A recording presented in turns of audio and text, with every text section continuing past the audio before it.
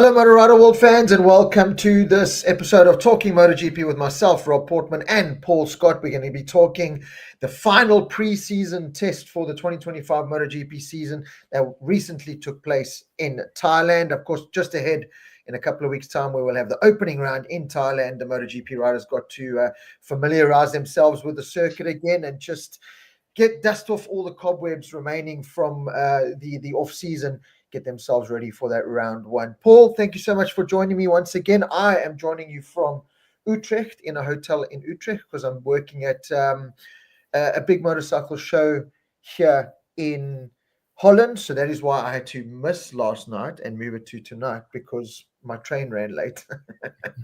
Yes, well, clearly then I can just say you weren't in Germany, because I believe trains don't run late in Germany. Yeah, Rob, lekker to be on the show. Welcome to everyone who's tuned in. And obviously, as I mentioned to you earlier, everyone in Gauteng, we're going to keep our heads above water for this hour and a half or 2 hour show, because as I said to you, Rob, yes, we've had a lot of rain here. It's incredible, but listen, yeah, you can never, whenever it does rain, even in my part of the world where it does it a lot, I never want to complain about it, because it just feels like one of those natural things that we need and we want. But yeah, you do get to the point where you go, okay, listen, thanks, and we've got our couple of years supply, or a year's supply, you can turn off now.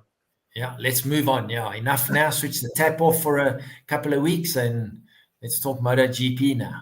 Yeah, let's do that. We've got Yvonne Pretorius already tuning in, Wayne Williams, Wayne Taylor, evening all, missed the first one of the year, so looking forward to this one. Always great having you tuning in, Wayne, because also a man full of knowledge and a big enthusiast like all the rest of us here. Mike Teal, good evening. Robin Paul, greetings from myself and grandson Liam Townsend.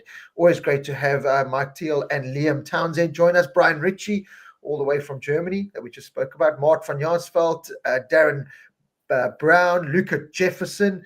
Can we start with our boy Darren Binder in Moto 2 and Spanish testing? Yeah, of course, Roche Moodley in Moto 3 and Darren Binder in Moto 2. They've had their last couple of tests as well.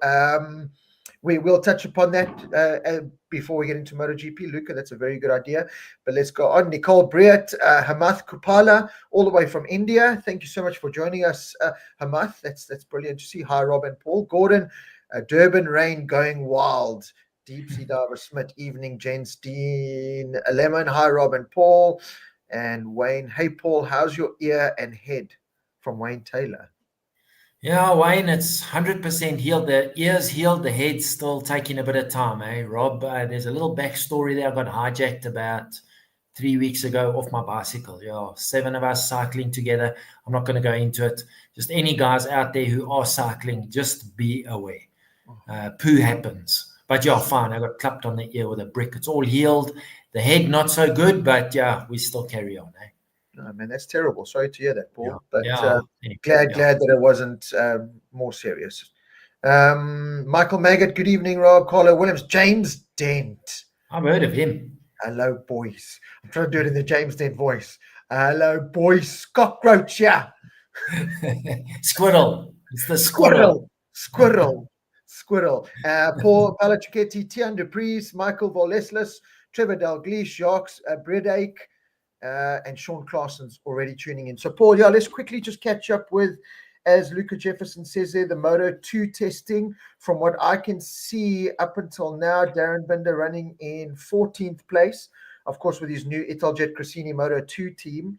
It's been a okay kind of testing period for Darren. We know that Brad and Darren just aren't, the greatest when it comes to testing in terms of overall results. I think that they put in a lot of work behind the scenes. They kind of know that longer race distance and that kind of setup means a lot more. So general fast lap times aren't necessarily their strong suit. So Darren Binder, solid again, running just under a second under the fastest, or from the fastest time, which is Manu Gonzalez, who's the first Moto 2 rider to go under the 140-minute bracket at Portimao, at Jerez. Sorry. The only flip side to that is Manuel Gonzalez is the same team as Darren was in last year, and he replaced Darren in that team. So that's where I kind of look at it and go, but it's testing, so take what you want from it. But yeah, we spoke about it last week. We need to see a little bit more from Darren. This is still testing. Let's hope that he's just getting himself ready to attack the racing. But certainly, if you pull it apart from the stats and who's where, Manuel Gonzalez on his old bike, his old team running at the front when we were questioning, was the team up to it, blah, blah, blah, those kind of things. There are a couple of fingers pointing at Darren going, we need to see more. Yeah, listen, Rob, I agree fully with you. It's testing. We don't know what their program was. Manu Gonzalez already finished second in the championship last year, so certainly a talent, no doubt. The thing that perturbs me a little bit is Senna ages. He was good, 3 or 4 tenths of a second better than Darren. But once again, it's testing. Darren's now, Senna's been on the same bike from last year to this year. A little bit easier to adapt. Darren needs to change. But we've said it many times on the show, as much as we love Darren and we could think of nothing better than seeing him become world champion, he needs to up his game.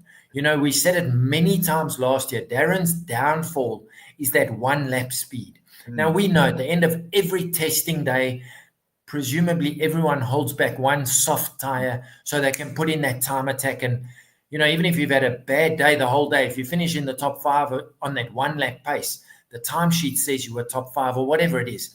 So that's still my concern with Darren. We know without a doubt, and we saw it, unfortunately, only a few times last year, he certainly has the pace to run with the front guys. But you cannot be qualifying in the bottom half of the top 20 and expecting to challenge for the win. Yeah. The reality is that the bikes are too close. The talent is too strong. So I hope that he can find that one lap speed, because if he can, and as we've said, qualify top 10, Darren's going to be a fighter the whole time. But when you 10 to 20, it just makes your life so difficult. So that perturbs me a little bit. But as we said, it's testing, it's not qualifying.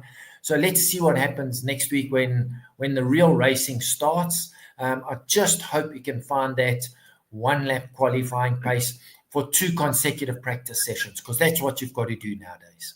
Yeah, it is. It's become ruthless in every single one of the categories, actually, where qualifying means so much more. It's caught Brad Binder out in the last couple of years with his qualifying. That's something, the race pace, as you said, is never really been that much in doubt. It's at one lap speed that they both need to improve on, and they'll both be the first to say that. So again, as you said, we could dive into it and pull it apart and really get ourselves, into our heads in the clouds, but it is testing. We don't know what the program was. We don't know what the work they were doing is. So let's take it for that. But yes, let's hope we can see some improvement for Darren going into the next round. We must also remember into the first round. We must also remember he's making that jump back from WP suspension to Öhlins. But again, that same argument could be said vice versa and so many other ways. So let's support our boy. Let's get behind him and let's know that he's getting the work done. Richey Mudley in the Moto3s. 21st overall, just under the 2 seconds off there. Again, this is still learning territory for Richey Mudley. First season in Moto3, he did a couple of Moto3 rides, and that last year, which were very interrupted, actually. I mean, with rain and everything, and some crashes. So he hasn't spent a lot of time on a full-blown Moto3 machine. So this is very much testing ground for him. But I've kind of been impressed with him from the feedback that I can see that he's put out there and stuff. Looks like he's communicating well with the team. It's a good run team, a team that the likes of Joel Kelso last season had some good results in. So looking forward to seeing Richey in action and improve as the season goes. Yeah, absolutely. I think he's settled in nicely. He'll be disappointed. There's absolutely no doubt that he didn't crack the top 15. But I'm going to go use a MotoGP analogy and say, just don't do what Jorge Martin did. Don't go and toss it into the barriers. Round 1, first practice session. Take 2 or 3 races. You've got 20 races ahead of you. Work your way into the championship. Not saying go into it and think, well, if I come 30th, I'm doing okay. Give it your all, but just be circumspect about it. You've got a whole season. The last thing you want to do is in race 1 or 2, break a collarbone, break a wrist, and then sit out for X amount of races. So I think he's going about it the right way. Remember, I think they tested the previous week in Barcelona. The one day was rained out. So, for a guy like him who's new to the category, that takes away, let's just say he would have done 50 laps on that day. That's a hell of a disadvantage for him versus the guys who've been in the formula for a year or 2. That's what I'm saying. Just settle down. Take it step by step. Without a doubt, he has the talent. He's in a good team, and I think we're going to see great things from him. What I would like to know, I know his dad listens into our show now and again.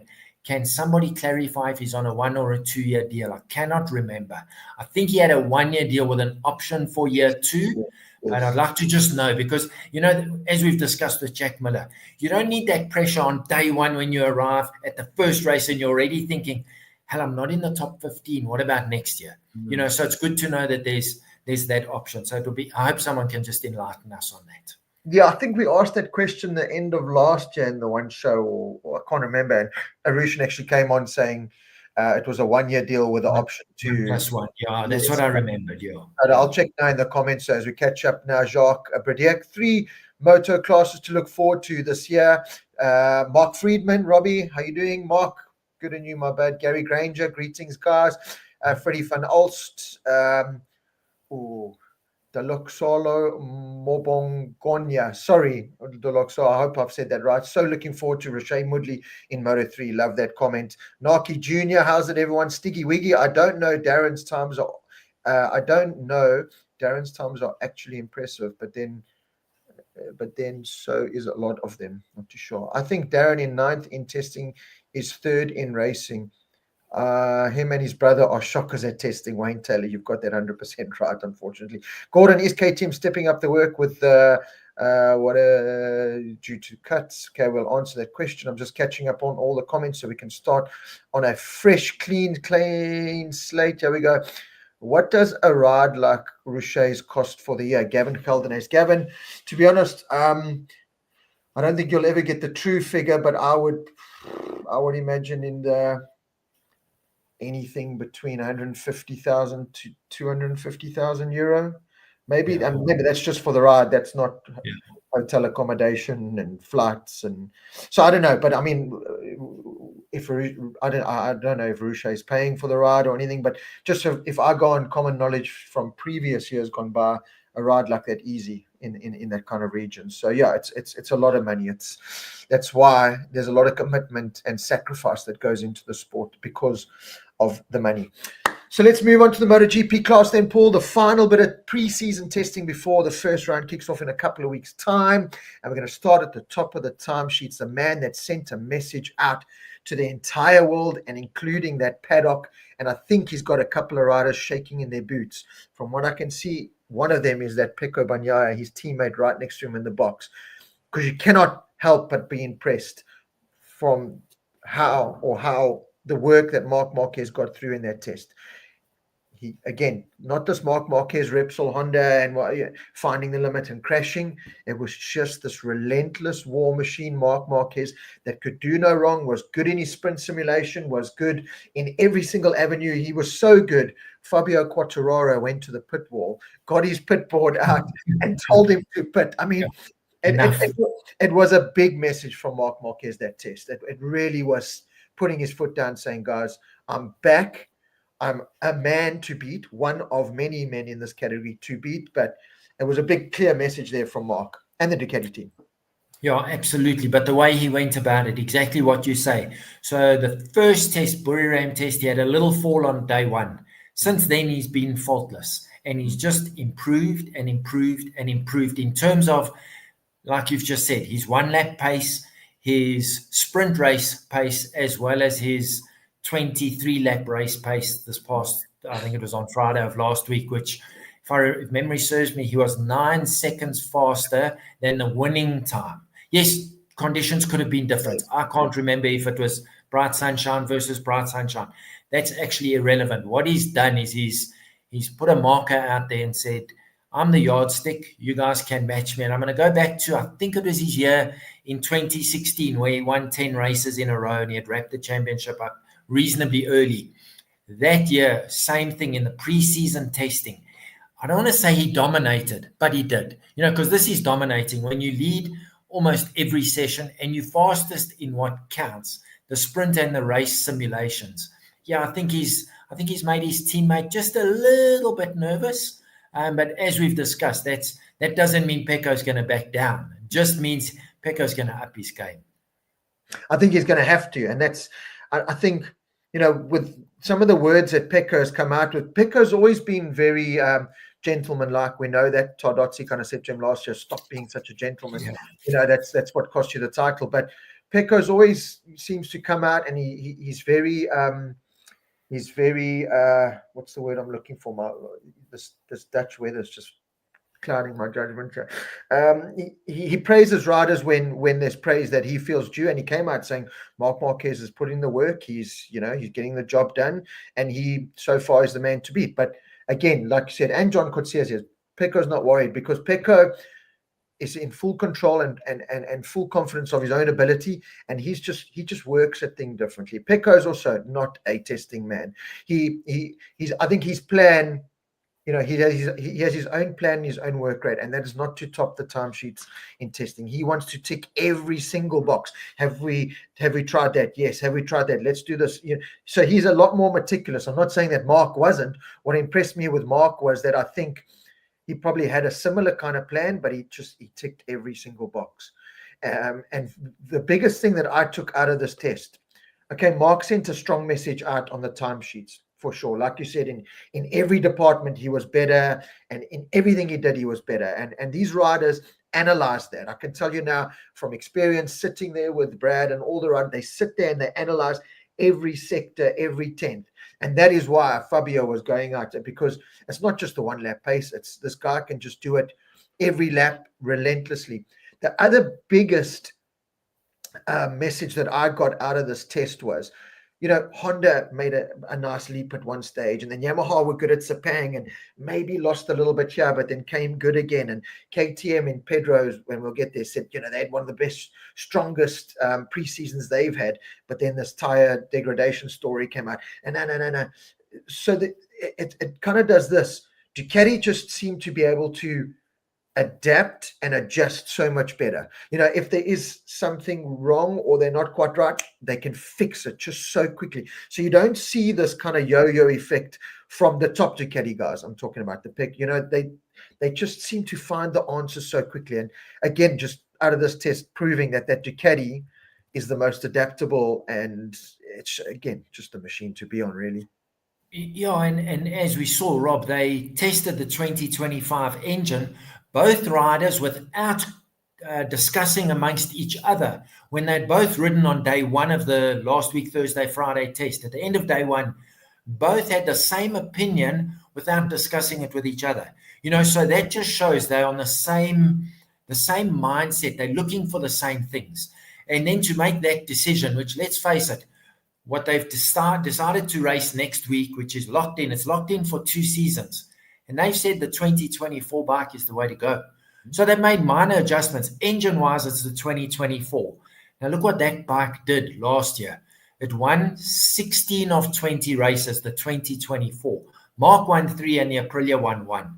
That was it. So that bike is certainly good. They've made minor tweaks to the aero package, and obviously they've done whatever needs to be done with the electronics package, which I think, just on that point, Ducati struggled. If you saw how many of the Ducatis battled at the start, but it seems like the last couple of starts I watched, they seem to have sorted that out. But anyway, so yeah, to make that decision. So Thursday, Mark and Pecco decided they weren't going to run with a 2025 engine. Friday morning, they made that decision. I think that's where the Hondas and the Yamahas might be losing out. Yes. That decision we don't know the channels, but we presume it goes from Europe to Japan to someone in an ivory tower who then sends it back down the tube and then back to where Ducati made that decision overnight. Boys, bomb the 2025 engine. We haven't got time to resolve whatever the issues are. We've got 1 week. Run the 24 engine. That's good enough. And I think that's Ducati's biggest advantage is decisions. The riders, obviously, and we've discussed it last year, 8, this year, 6 riders input. The powers that be sit down and make a decision, and immediately it's implemented. Yeah. And you see the benefits straight away. Yeah, absolutely. They've made the decision, as Wayne Taylor and Jacques Bradake say here. The boys on the 2024 machines, the Alex Marquez's and those kind of guys, are now essentially on factory bikes, the same bikes as the factory guys. So yeah, it's going to be a much more level playing field within that Ducati camp. And I agree with you. I love the fact that Ducati can just kind of, and they literally, I think, just do that. Sit in a room the one night and go, okay, bang, bang, bang. There's all the data. There's the riders. Yes, no, yes, hands up. Okay, decision made.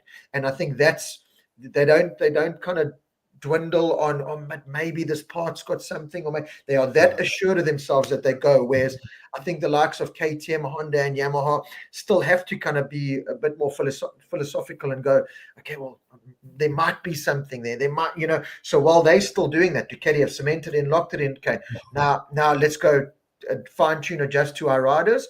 We've got the best rider data pool in the world in terms of Pecco, Alex Marquez, and whoever. Let's mix that up and let's just roll with that and let's just trust our riders. So I thought it was a very strong statement from Ducati coming out of that.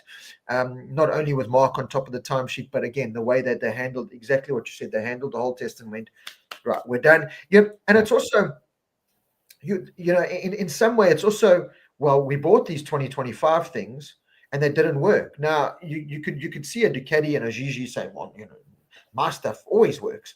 They had the humility to go, okay, well, you know what? We tried, failed. Goodbye, 2024. Off you go. So I do. I take my hat off to Ducati, and it's certainly the manufacturer to beat again. And also, Rob, I think the problem being that from when they had to make a decision, which was last week, Thursday / Friday, the race is in from then. It was exactly 2 weeks to when practice will start for the first race. They know what they need to do to fix the 2025 engine, but they don't have the time because they've got to homologate it before next week. They can't then come next Friday morning and say, well, just give us this session to see if what we've done has worked. It's too late. So I think Ducati realized that. They've got no time in between to see if whatever changes they made, because both Mark and Pecco said, part of this engine, there's some things that it is superb at, and there's some things that it's shocking at. And to go and resolve that, maybe if they had one more test session between last week and the first race, they would have said, no, we're not making a decision yet. But they haven't got the time. So Ducati made that decision, as we mentioned now.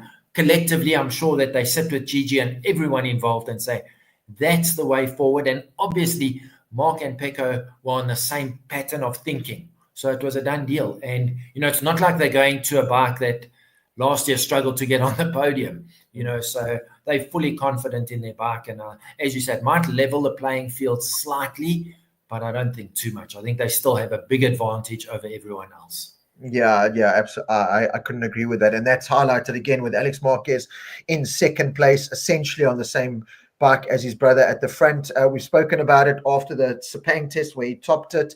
Another impressive performance from Alex Marquez, one of the riders that we've and a lot of people have said, he's got to really start showcasing himself. And this is probably, we spoke about it the last couple of years on a Ducati. This is his best year. If you look at it now, this is his best year to go and perform. Yeah. When I say perform realistically, Alex Marquez is not going to win a MotoGP World Championship, and I think deep down he probably knows that. But he should be going out competing for top five, surely week in, week out. Now is that year, 2024 spec, the same spec as the factory boys, in that team that has proven themselves time and time again. Cressini, you're the lead man in that team with a rookie behind you. It's time for Alex Marquez to shine. He's done it so far in testing, but we have seen this before. He's got to carry this now into the whole season, not just these drips and drabs that we've seen from him in the past. Yeah, absolutely. Bezzecchi in third place. Now, I was impressed for this because I was worried at Sepang with Martin going out so early. I commented on it. I said, Bezzecchi didn't always seem like a leader to me. He was someone that liked to hop on something and sit in his corner and play with his own toys and do things. I didn't know if he had the bottle to kind of take the pressure that was going to come his way with Aprilia. He's made me eat my words because he had a fantastic Thailand test. He really did. He took that role, he took it on top of himself, and he was fast throughout that entire test. Again, not making mistakes, not crashing the bike, not doing silly things as we've seen his teammate do, with all the hype and everything, of course. But Bezzecchi's fit into that Aprilia. He looks comfortable on the bike. The little bits of track shots that I saw of him, it looks like he's been on that bike for years, to be honest. And again, Bezzecchi's that kind of rider that can shine and showcase his true talent in a race weekend or in a test like this, and you go, that's why we rate Bezzecchi so highly. But then there's the flip side of the coin where you forget he's at the race weekend and you go, oh shit, yeah, there he is in 8th or 9th. So, but anyway, this was a really good showing from him and Aprilia, minus their number one superstar, Jorge Martin, minus Raul Fernandez. They, after that terrible Sepang, to bounce back this way is a huge credit to Bezzecchi as the rider and Aprilia as the team. Yeah, absolutely. And Rob, during the week, I listened to Matt Oxley and Peter Baum, the Oxley Baum podcast. And that's exactly what Peter Baum was saying. He said the rider of this Thailand test was Bezzecchi. Yeah. Somebody who last year was anonymous on the circuit, just couldn't adapt to the 2023 Ducati, jumps on the Aprilia, exactly what you say, as the second choice rider, gets thrown in the deep end when the leader has a big crash and he's out for the whole test, and he's made this bike work. And their podcast seemed to say that if Martin had managed to do the 5 days of testing, they wouldn't have been surprised if he finished fastest. Because if Bezzecchi can be 0.3 of a second off, and they reckon there's no doubt Martin is faster than Bezzecchi. Interesting words that they had to say, which I agree with. But that Peter Baum says, and he was there for this Buriram test. Yes. He said, make no mistake, which you and I have said many times, that Aprilia is a good bike. The front end is the best in the field. The bike is a good package. And he said it, which you and I mentioned. It's a pity that two riders stopped racing after the halftime break last year, the summer holiday. They'd given up. And he mentions that, not in so many words. He's very diplomatic, obviously, because he hangs around in the pits, so he can't exactly go call Maverick an idiot. But that's kind of the point he made. Now they've got Bezzecchi, who, maybe to Bezzecchi's credit, he's been thrown in the deep end, and now he's stepped it up because there's no one else to do it. But another point that I wanted to make, which I think is relevant, it shows how good the Aprilia is. Look how well Ayagura did. So it just shows the bike is competitive, and that's what we want to see. We want to see 6 guys racing for the win, but we don't want 6 of them to be on Ducatis. We want to see the KTM, the Aprilia, maybe even a Honda and a Yamaha thrown in the mix as well. And I think we're going to see that this season. I do think so. Anton Smith says, Bez is my dark horse for this year for top 3 in the championship. And Anton, listen, you could never really, up until last year, you couldn't really go wrong with that kind of Bezzecchi prediction. But he's that kind of personality that, I don't know, sometimes you can maybe just lose that fire or just, go through a weekend. So, but anyway, I think this factory ride, being in the factory team, I think it's made, as you said, he's taken on the responsibility of the number one rider. I think, as you just touched upon, Martin will be looking at that and rubbing his hands together and going, even though I'm lying here, I've made the mistake. He's kind of come out and said, he maybe was a little bit too excited and whatever. But anyway, he'll be sitting there going, no disrespect to Bez, but I'm the world champion and I am a faster racer than Bez. Yeah. So that's great to see the bike that I'm going to be on running up front there while I'm sitting here with a cast on in a chamber trying to, suck in as much air as I've got. Yeah. So I think it was a really good sign for Aprilia. The work was done. And again, credit to Bezzecchi. I think it was fantastic because just the test before, I was kind of doubting whether he had the mentality and that to really be the number one man in that team. And he's come out and he's done that. Aprilia has been good in testing for a couple of years now. Can they maintain that level for a whole season? Let's see. That's Wayne Taylor. Listen, that's apart from Maverick and Aleix turning off last year, it has been a little bit of a spanner in the works for Aprilia, is that some tracks they can go and they can be unstoppable. Yeah, that it is. It's well documented. The front end's so good. They've always had the best GP bikes. Grand Prix 250 days, Biaggi on those silky smooth. It translated to their road bike. When you rode a Aprilia Superbike and that you could feel that chassis was just there. But then they would have these race weekends where they just couldn't make it work. Now, was that more down to Aleix and Maverick being switched off? Certainly last year. We know of these overheating problems that Aprilia have suffered in the past. So, yeah, certainly there's a lot of positive you can take from it, but you've got to still, as Wayne says, in the back of your mind, just cast your mind back to those weekends where Aprilia really can't. Maverick is a classic example. Dominated Kota. And then just couldn't ride the bike off that. We've said about it. We don't like his excuse of, or they did something to the bike. How can I win and they're not? You've got to keep working at it. But there is that sense of Aprilia where they just sometimes can't make it work. Yeah, and we've said it how many times, Rob? A one race weekend doesn't make a season. You have to do it time and again. And that's what the true champions can do. First of all, they can bounce back from a bad weekend, but generally, barring a crash, a bad weekend for the top 3 or 4 in the championship is exactly that, 3rd or 4th. So, the Bezekis, the Alex Marquezes, the Brad Binders, you can't have a second on the first race weekend of the year and then 4 tenths in a row. If you want to be competitive in this championship, you have to run top 5 week in and week out. And that's the mental fortitude. That's a whole different ball game, So, but I think this season, it just seems to me that there are definitely more dark horses. Remember, not last season, the year before, Bezeki was 3rd in the championship and rookie of the year. That's not a bad credit record to have. But then last year, he was anonymous through most of the year.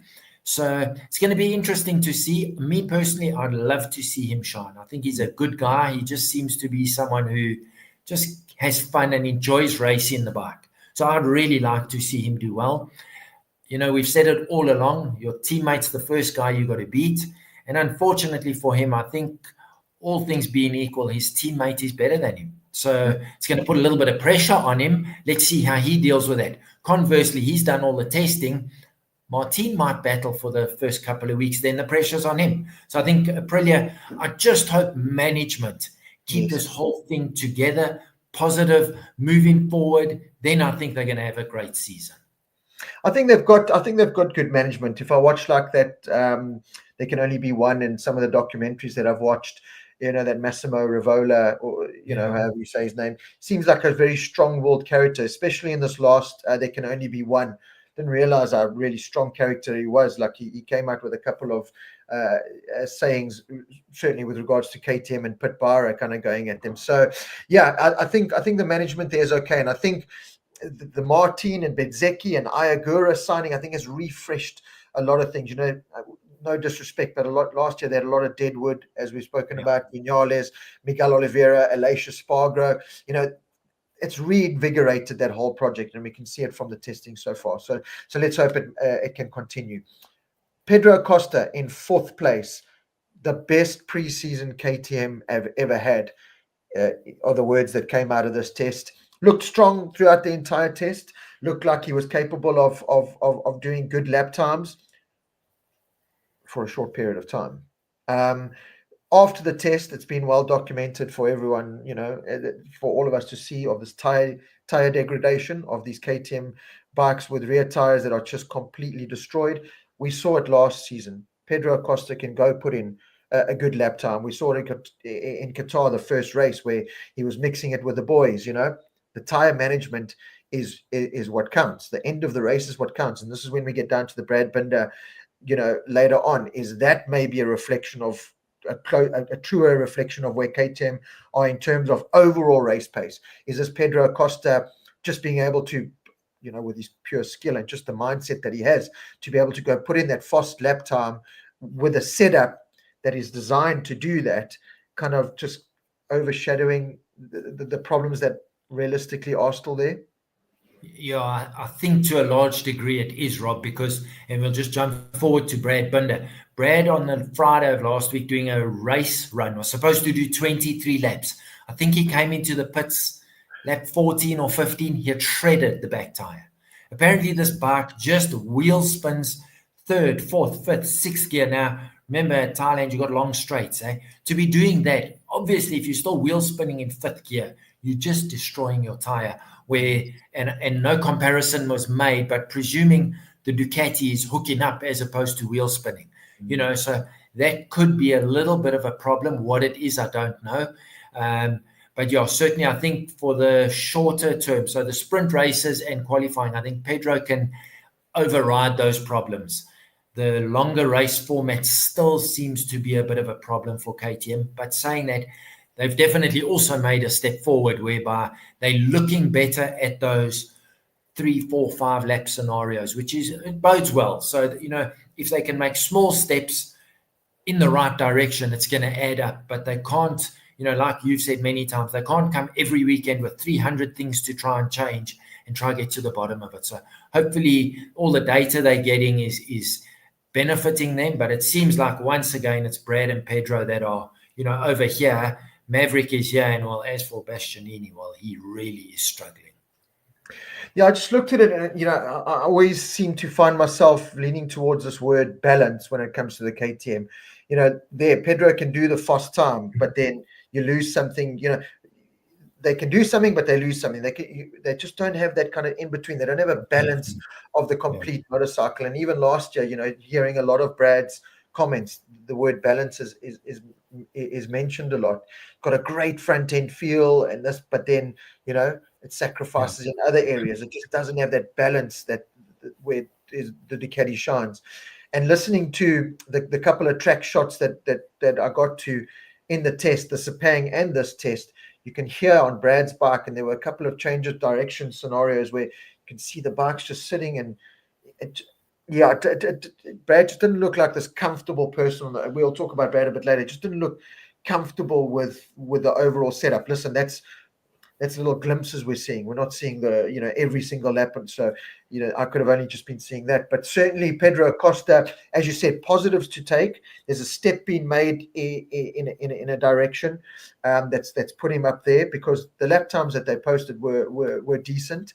Got to be competitive lap times. It's just a case of now again finding that balance with the overall package. But Pedro Acosta, I see he was at the MCN show in London now, straight from that test, and he just looks happy and bubbly, and whatever issues there are still going on in the background don't seem to be affecting him and the KTM project. It's back to business, and I think Pedro Acosta, it's whether or not he can keep that energy when things aren't going right throughout the whole year. That's going to play on KTM. That's going to happen with KTM this year. We're going to be naive and stupid to think it's not going to happen. There's going to be those testing race weekends where it's right. How do you handle the pressure now when you've had 2 or 3 crashes in practice and you just can't push that bike? That's where those 4 riders are going to be really tested. Yeah, and just on Pedro Acosta, he's certainly saying the right things. So he said the hype about the downfall of KTM is over-exaggerated in the media. Whether it is or not, whether he's being a little bit naive or not, we don't know. So that was the one thing. And the other thing he said, which he said numerous times, he said the gap between us and the Ducati is not that big. Yeah. Now, this is a guy who's on the track. He sees exactly what the Marquez's, Bagnaias, Alex Marquez's are doing. Now, he's got to be very careful. He can't jump up and say, I'm going to win the world championship and we can beat the Ducati. But to be saying things like the gap is not that big, I don't believe he's going to say that for the sake of saying it. Yes. I think he genuinely believes that this bike is competitive to a point. I think he understands that. But he's a lot more positive than I think anybody would have expected. And I think that bodes well, because that feeds through everybody. Now, he's doing well. Brad's doing well. So hopefully the other 2 guys get a bit of a spark in their step, and they can also step it up, which, as we've said, benefits everybody. But certainly to me, he's going to be racing next weekend with one goal in mind, and that's to win. He's not going there to, I hope we can get into Q2. And I hope we can he's going there to challenge for the win, no doubt. Yeah, absolutely. He is. He's talking a good game at the moment. I think exactly like what you said, Paul. I think you make a brilliant point. He's the kind of guy that he doesn't just say something for the sake of saying something. He says something because he believes in it, he backs it, and he wants to back it. So, again, those are the positives that you can take out from it. Just diving deeper as, again, just a pundit, as a fan of, but it just seems like we've been down this road before with KTM, with the testing. I think with the cloud that hung over it before the preseason started, and was Brad going to have a ride and not, and Brad's what's he going to do next year, and Pedro's coming, what are we going to do?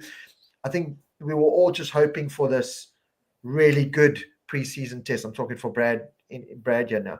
We were really just hoping for this really good preseason test to kind of, and same with Darren in many ways.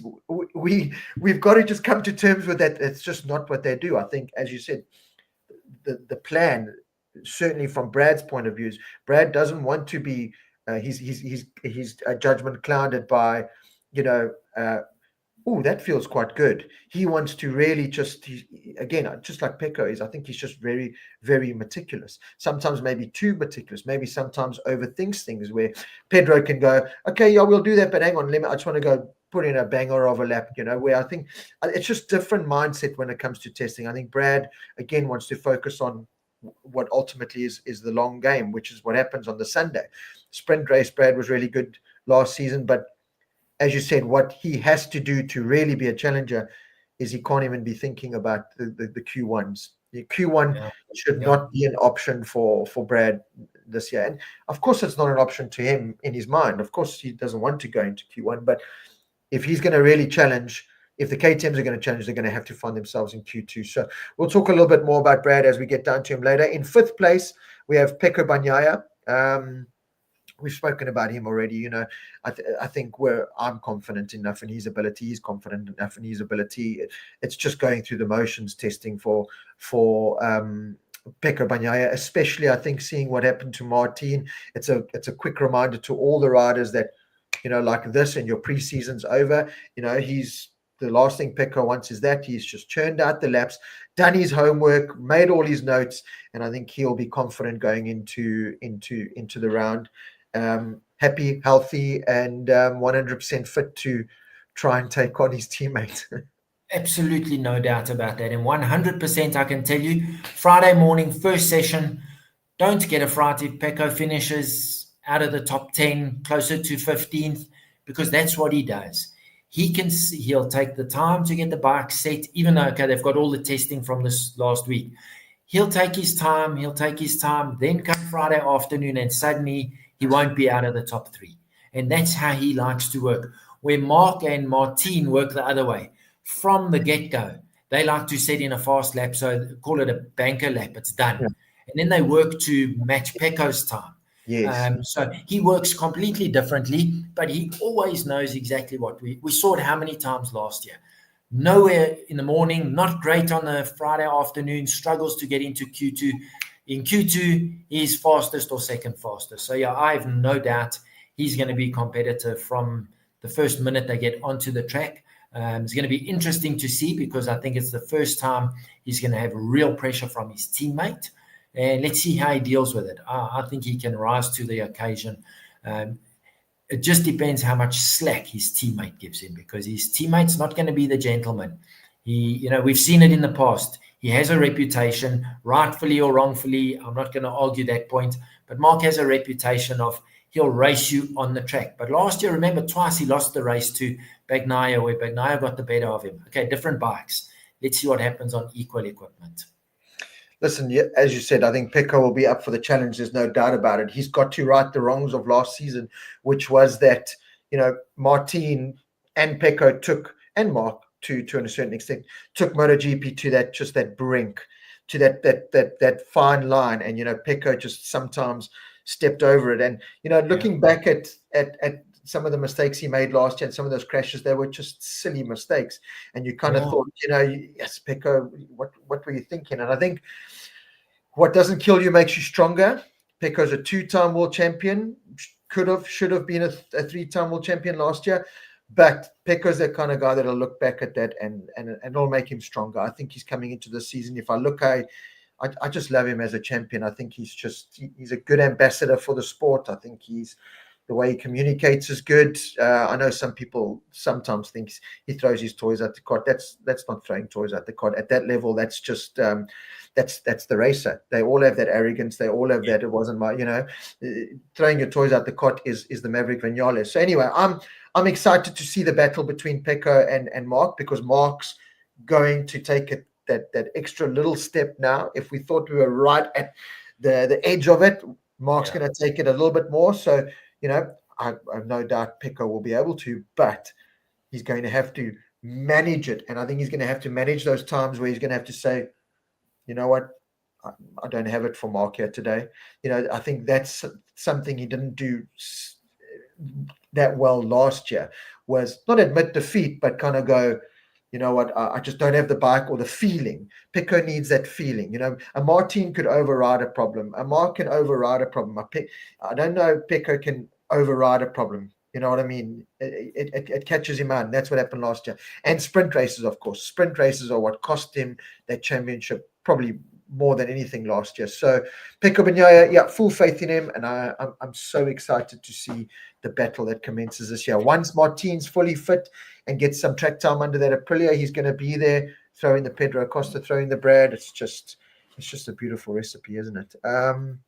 Mark's getting into everyone's head at some stage. Wayne Taylor, of course. If Marquez and Bagnaia battle are going to be anything like Jerez last year, they can tussle every weekend. It's all good, Christy. Let's hope that that's exactly what's going to happen. We're going to have those barbaric battles every single weekend. Paul in sixth place. John Mir, first of the Japanese bikes on the Honda, was a very good test for Honda. Mir backed up a decent test in Sepang, and he came here to this track and backed it up. Cast your mind back to Thailand, last season though, and Honda did seem to be okay. It seemed to be one of the tracks where they didn't suck as bad. Is probably the easiest way I could say it. So, absolutely. But anyway, listen, that is phenomenal from Jean Mir and Honda, especially Jean Mir. So far in this testing, we haven't seen this Mir throwing it into the weeds. He literally crashed, I think, every single session and race weekend last year. And so he's already consolidated that. He's saying, I'm feeling better with the bike. We're still not perfect.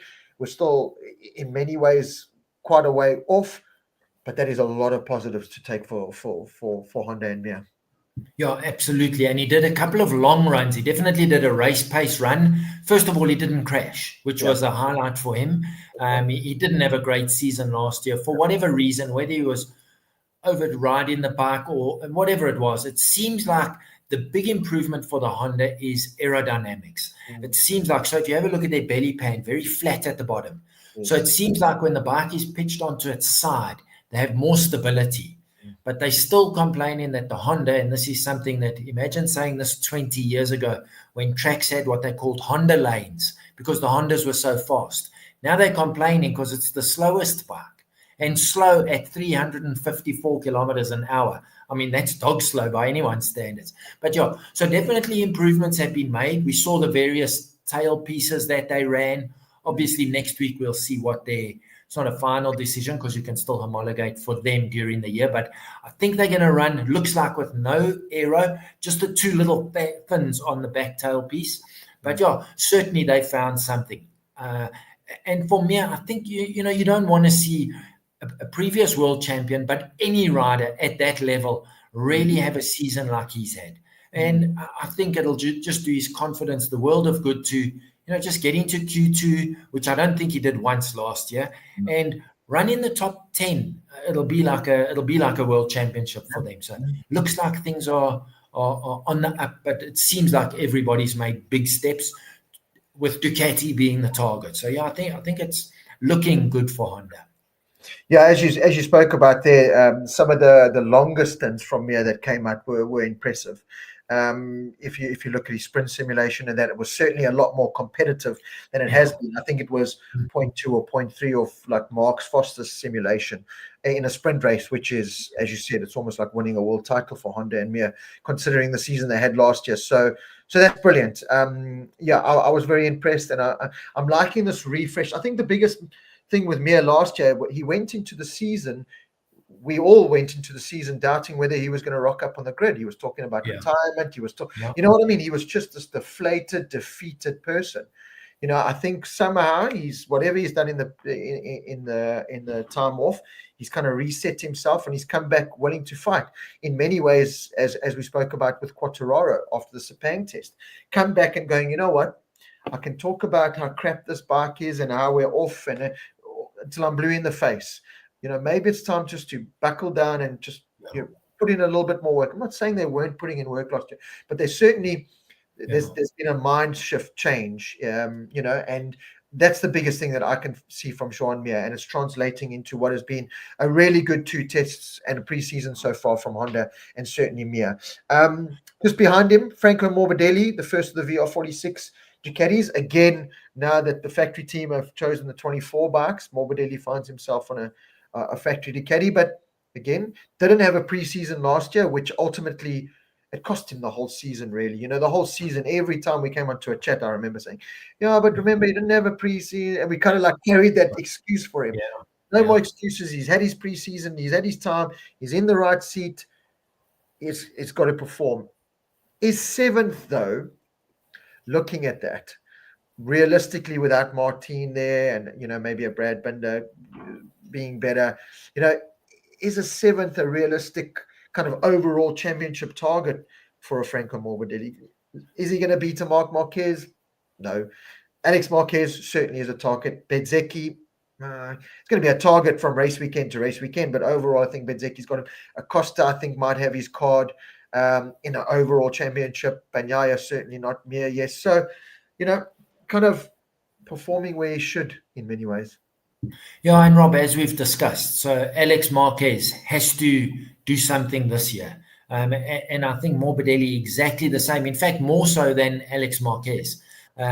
What he's going to bring to the party, I don't know. He also had a few races last year where it looked like he just, well, this is the best I can do, and so what? You can't have that mindset. You're racing with the best of the best. He's on a very competitive bike this year.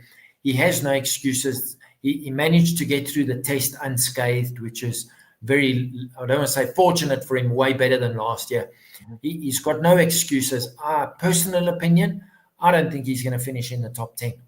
He just, because he has those weekends where he just seems to, if it starts off bad, he can't pick himself up. Where a lot of other guys, they might have a bad Friday, not make it into Q2, but Q1, you can just see a mind shift, a change, maybe make something different on the setup of the bike that gets them more motivated. He just doesn't seem to do that. He's like, oh, well, that's it. So we'll try again next week kind of attitude. So I'd like to see him do better, but it wouldn't surprise me if he ends up being the last or second last Ducati. It wouldn't surprise me. I hope he proves me wrong, because then he's had a reasonably good season. But I just can't see it happening. I think the only Ducati he might beat is Firmin Aldeguer, and that's purely because Aldeguer is a rookie. But let's see if he proves me wrong. I somehow don't think so.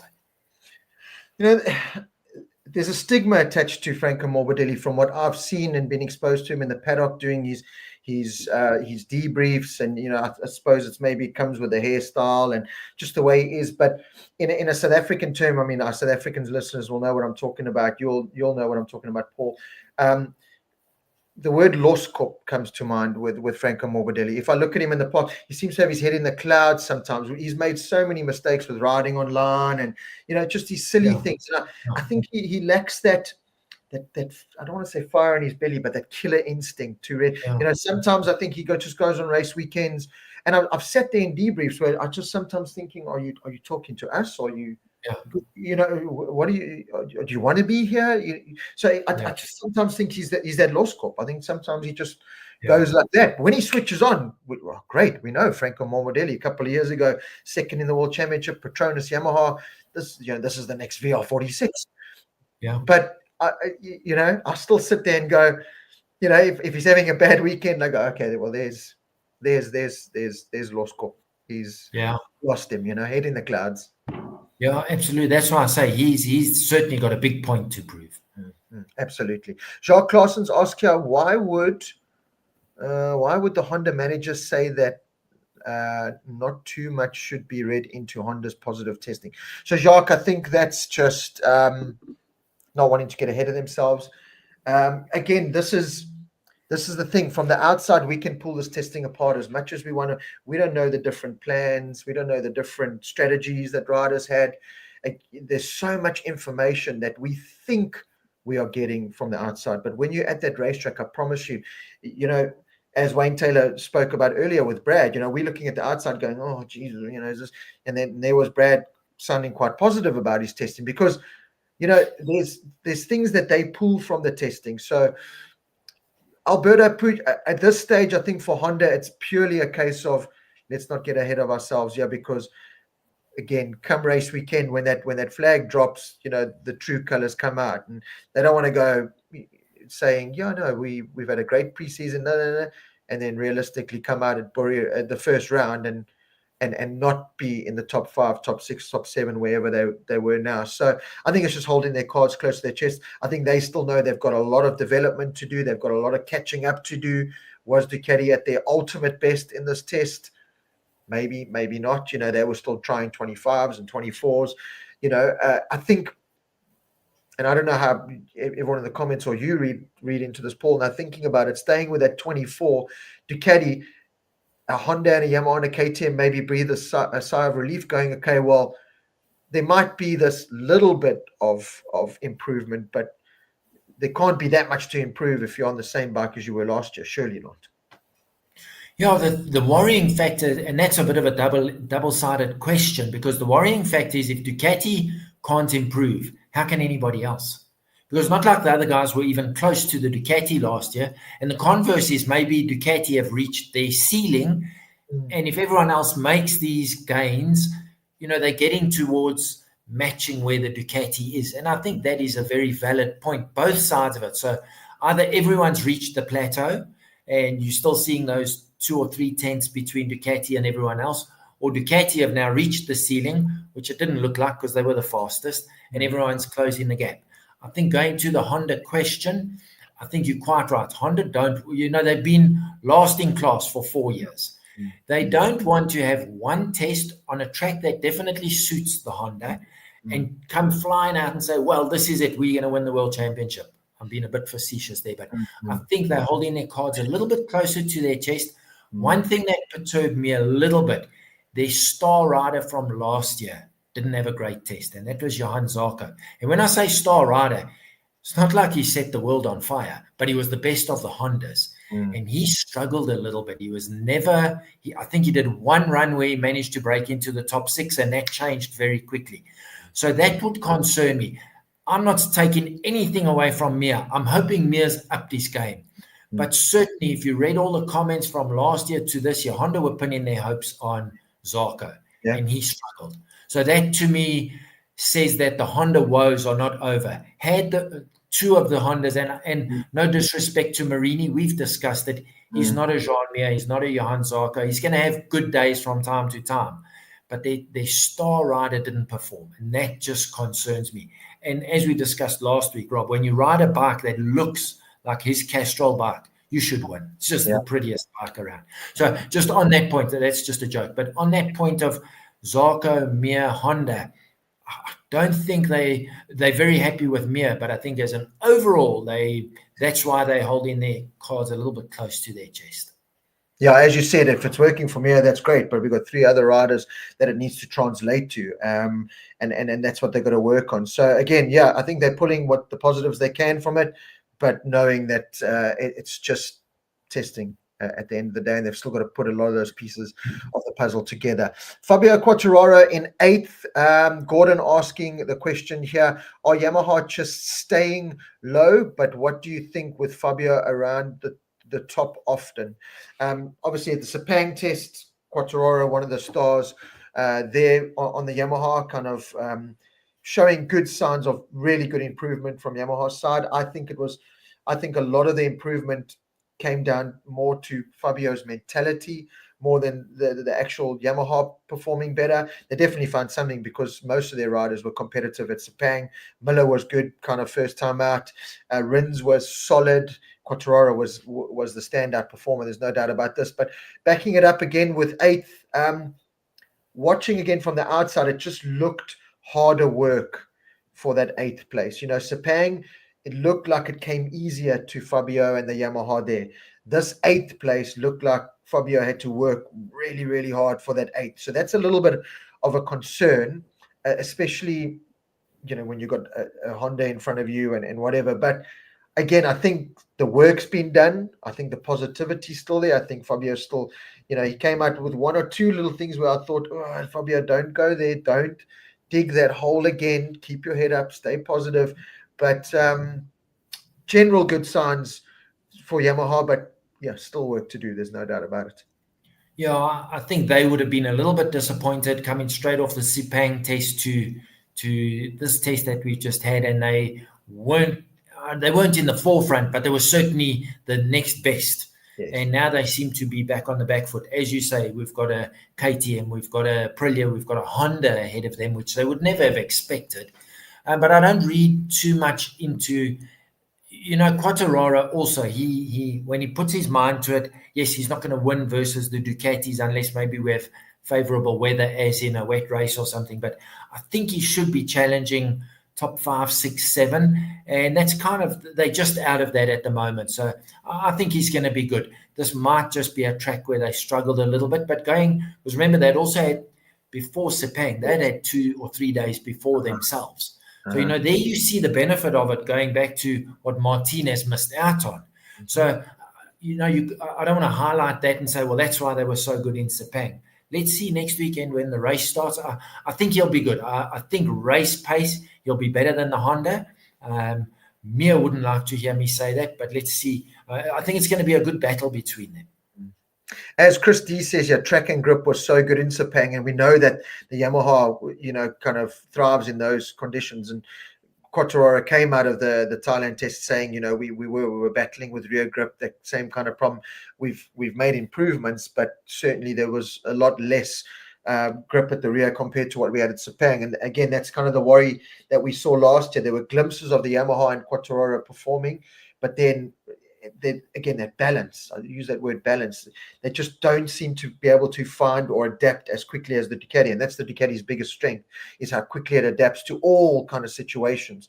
So I think still some head scratching to do there for Yamaha. Certainly a lot of data gained. As you said, they had the extra days with the concession and that. So a lot of input to take into the first round. I still think it's going to be a very challenging first round for them. I think they'll do well to battle inside that top 10. I think that's realistically where they'll be for those races. But there are going to be races where the Sepangs and other circuits, where conditions are just right for the Yamaha, just right for Quartararo, and he's going to be on it. I do worry for the Rins and that. I think Rins is just going to fill in. He's going to be that fill-in rider. I don't expect fireworks from Rins this season. I think I don't want to say that spark's gone from him, but that big crash and everything, I just think has broken a layer of him, of confidence gone. That's just going to be hard to kind of rebuild. So let's see what happens with the Yamaha exercise. Darren Brown says your Honda need to pay a top rack a huge amount of money to ride for them. Then things will look better for them. And I like this last comment. Honda need an alien again, and that is really what they do need. They do just need that a Pedro Acosta of some sort, a rider like Toprak with a great feel, a great motorcycle ability to with all that kind of feel and that to translate and turn into information. So let's hope that they get that, because we've spoken about it plenty of times. I mean, Mia, you give him a really good bike that he can ride, he'll go fast. There's no doubt about it. If you don't give him one, he struggles to make it one. I think Marini's main objective in that team is to develop in race conditions. He's not going to go and win races and win championships or challenge even. So I agree with you, Darren Brown, that's exactly what Honda need to do. Fabio, Martin and Acosta are the top riders chasing Edwin Norris. Okay, so Maverick Vinales in 9th. We had a comment here. Let's talk about Top Rack. Rob Boyd, thoughts on Top Gun, not Top Rack, Top Gun. So Vinales, he pretty much went under the radar most of the test, Paul, from what I saw, and then just managed to put in a really good lap later on, which took him up into that inside the top 10, which is, listen, it's impressive.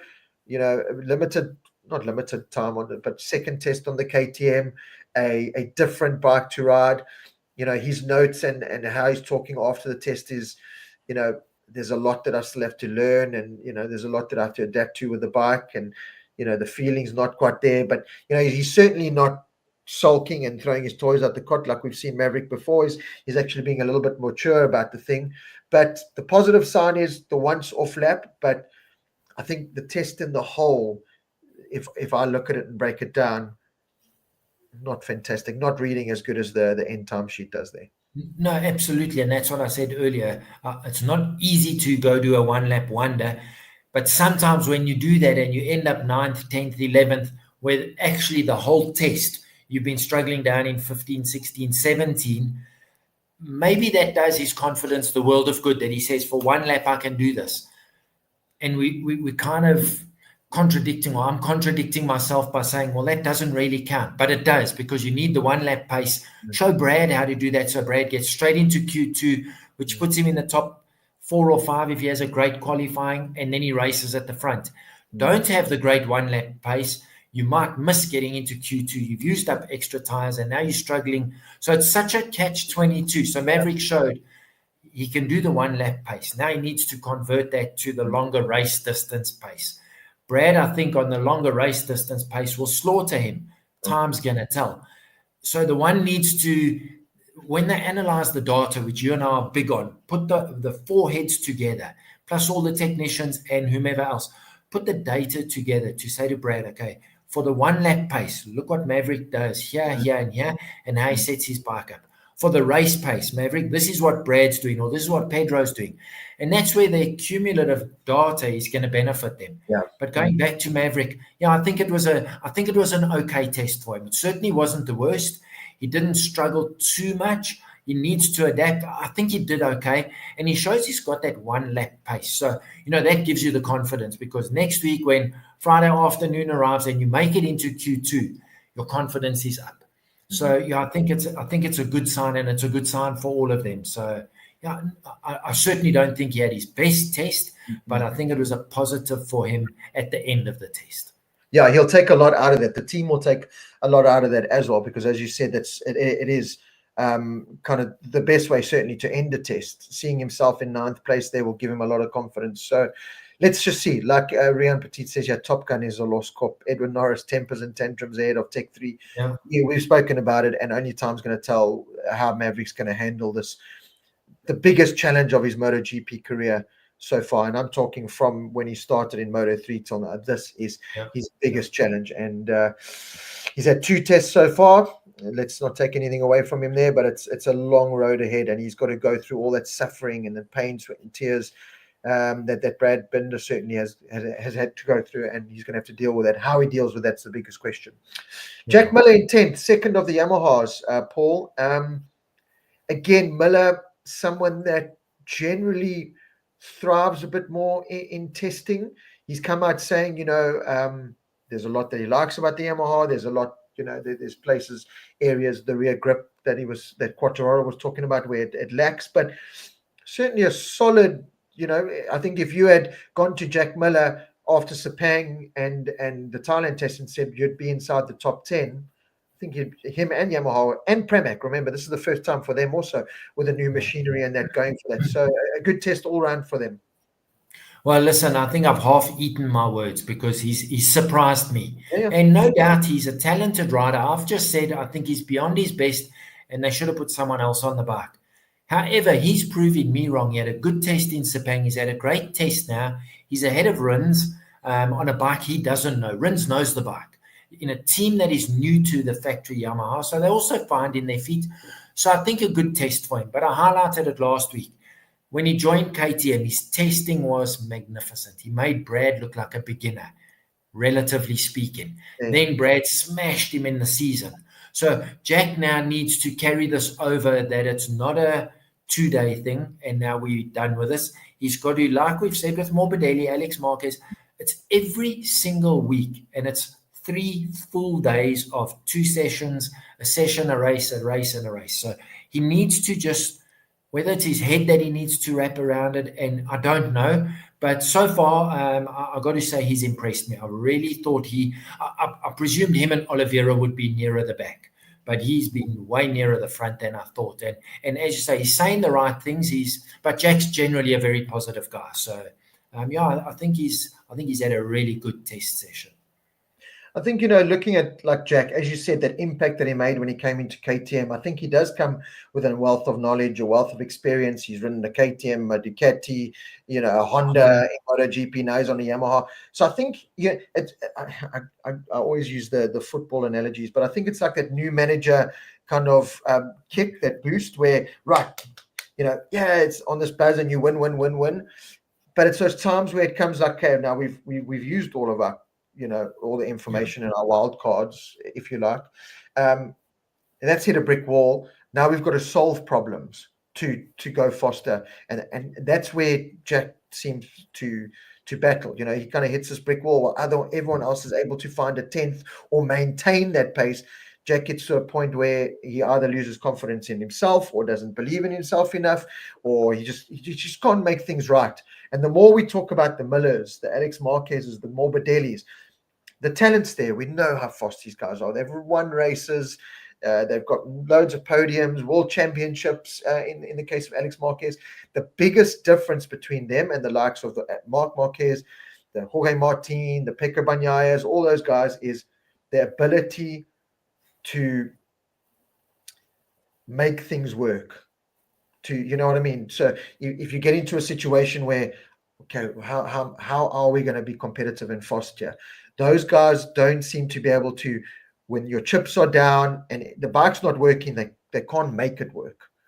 They just can't. Whereas the others make it work. They find a way to make it work. Whether it's overriding the problems or whatever it is, they find a way to make it work and win races or finish in the top three or get those podiums. And Jack's very much that guy. If I look at his KTM career, it was very much that. Had that new rider buzz when he came onto KTM. It buzzed the whole team. KTM found something. Oh, look, you can go fast on soft tires. And, you know, he kind of dismissed a lot of the myths that were surrounded KTM. But then once all of that had kind of gone, so did the Jack's performances. So I hope that doesn't happen here with his time at Yamaha.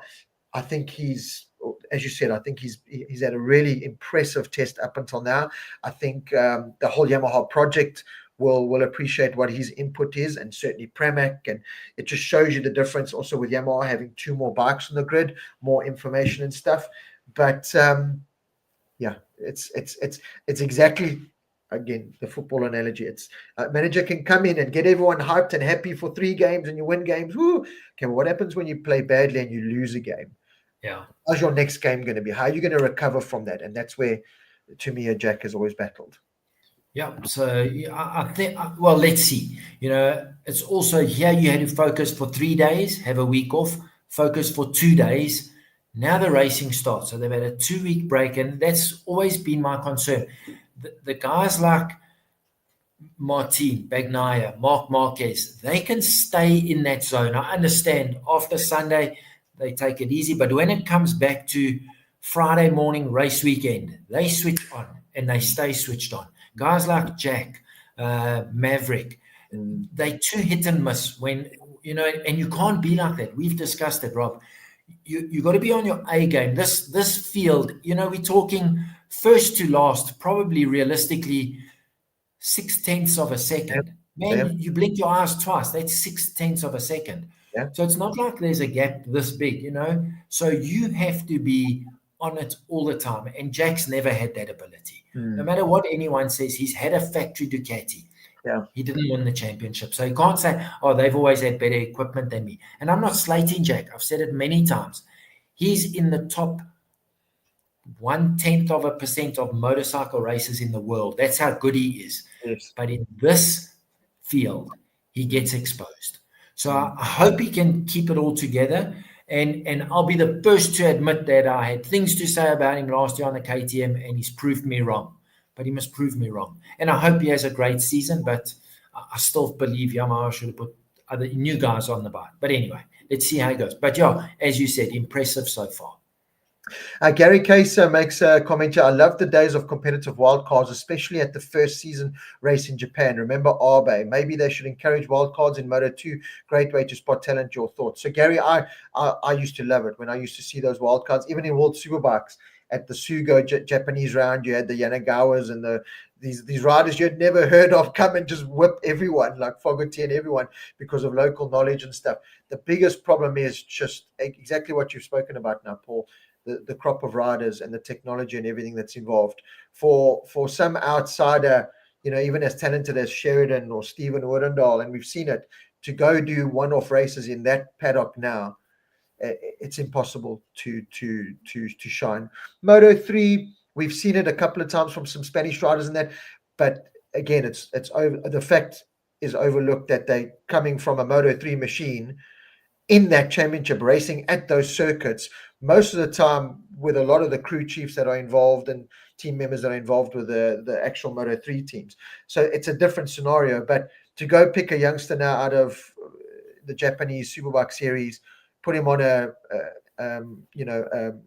race Triumph / Calyx or Boscoscuro machine that he's never seen or heard in his life, to go around a racetrack he's never seen, or even at their local tracks that they'll battle. The level in that MotoGP paddock, Moto3, Moto2, MotoGP is just on another level. And another case in point, I mean, we'll touch upon the World Superbikes at the end. We had someone commenting saying, can we quickly talk about World Superbikes? We'll do it at the end. But Jabal Masia is a prime example of how good the level is in Moto3, Moto2, and MotoGP, actually.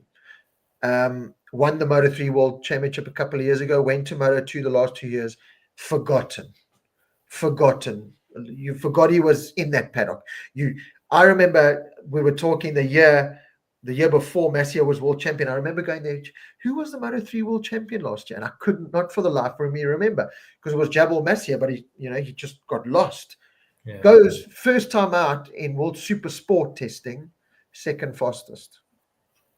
This was a guy that couldn't buy a top 15 in Moto2.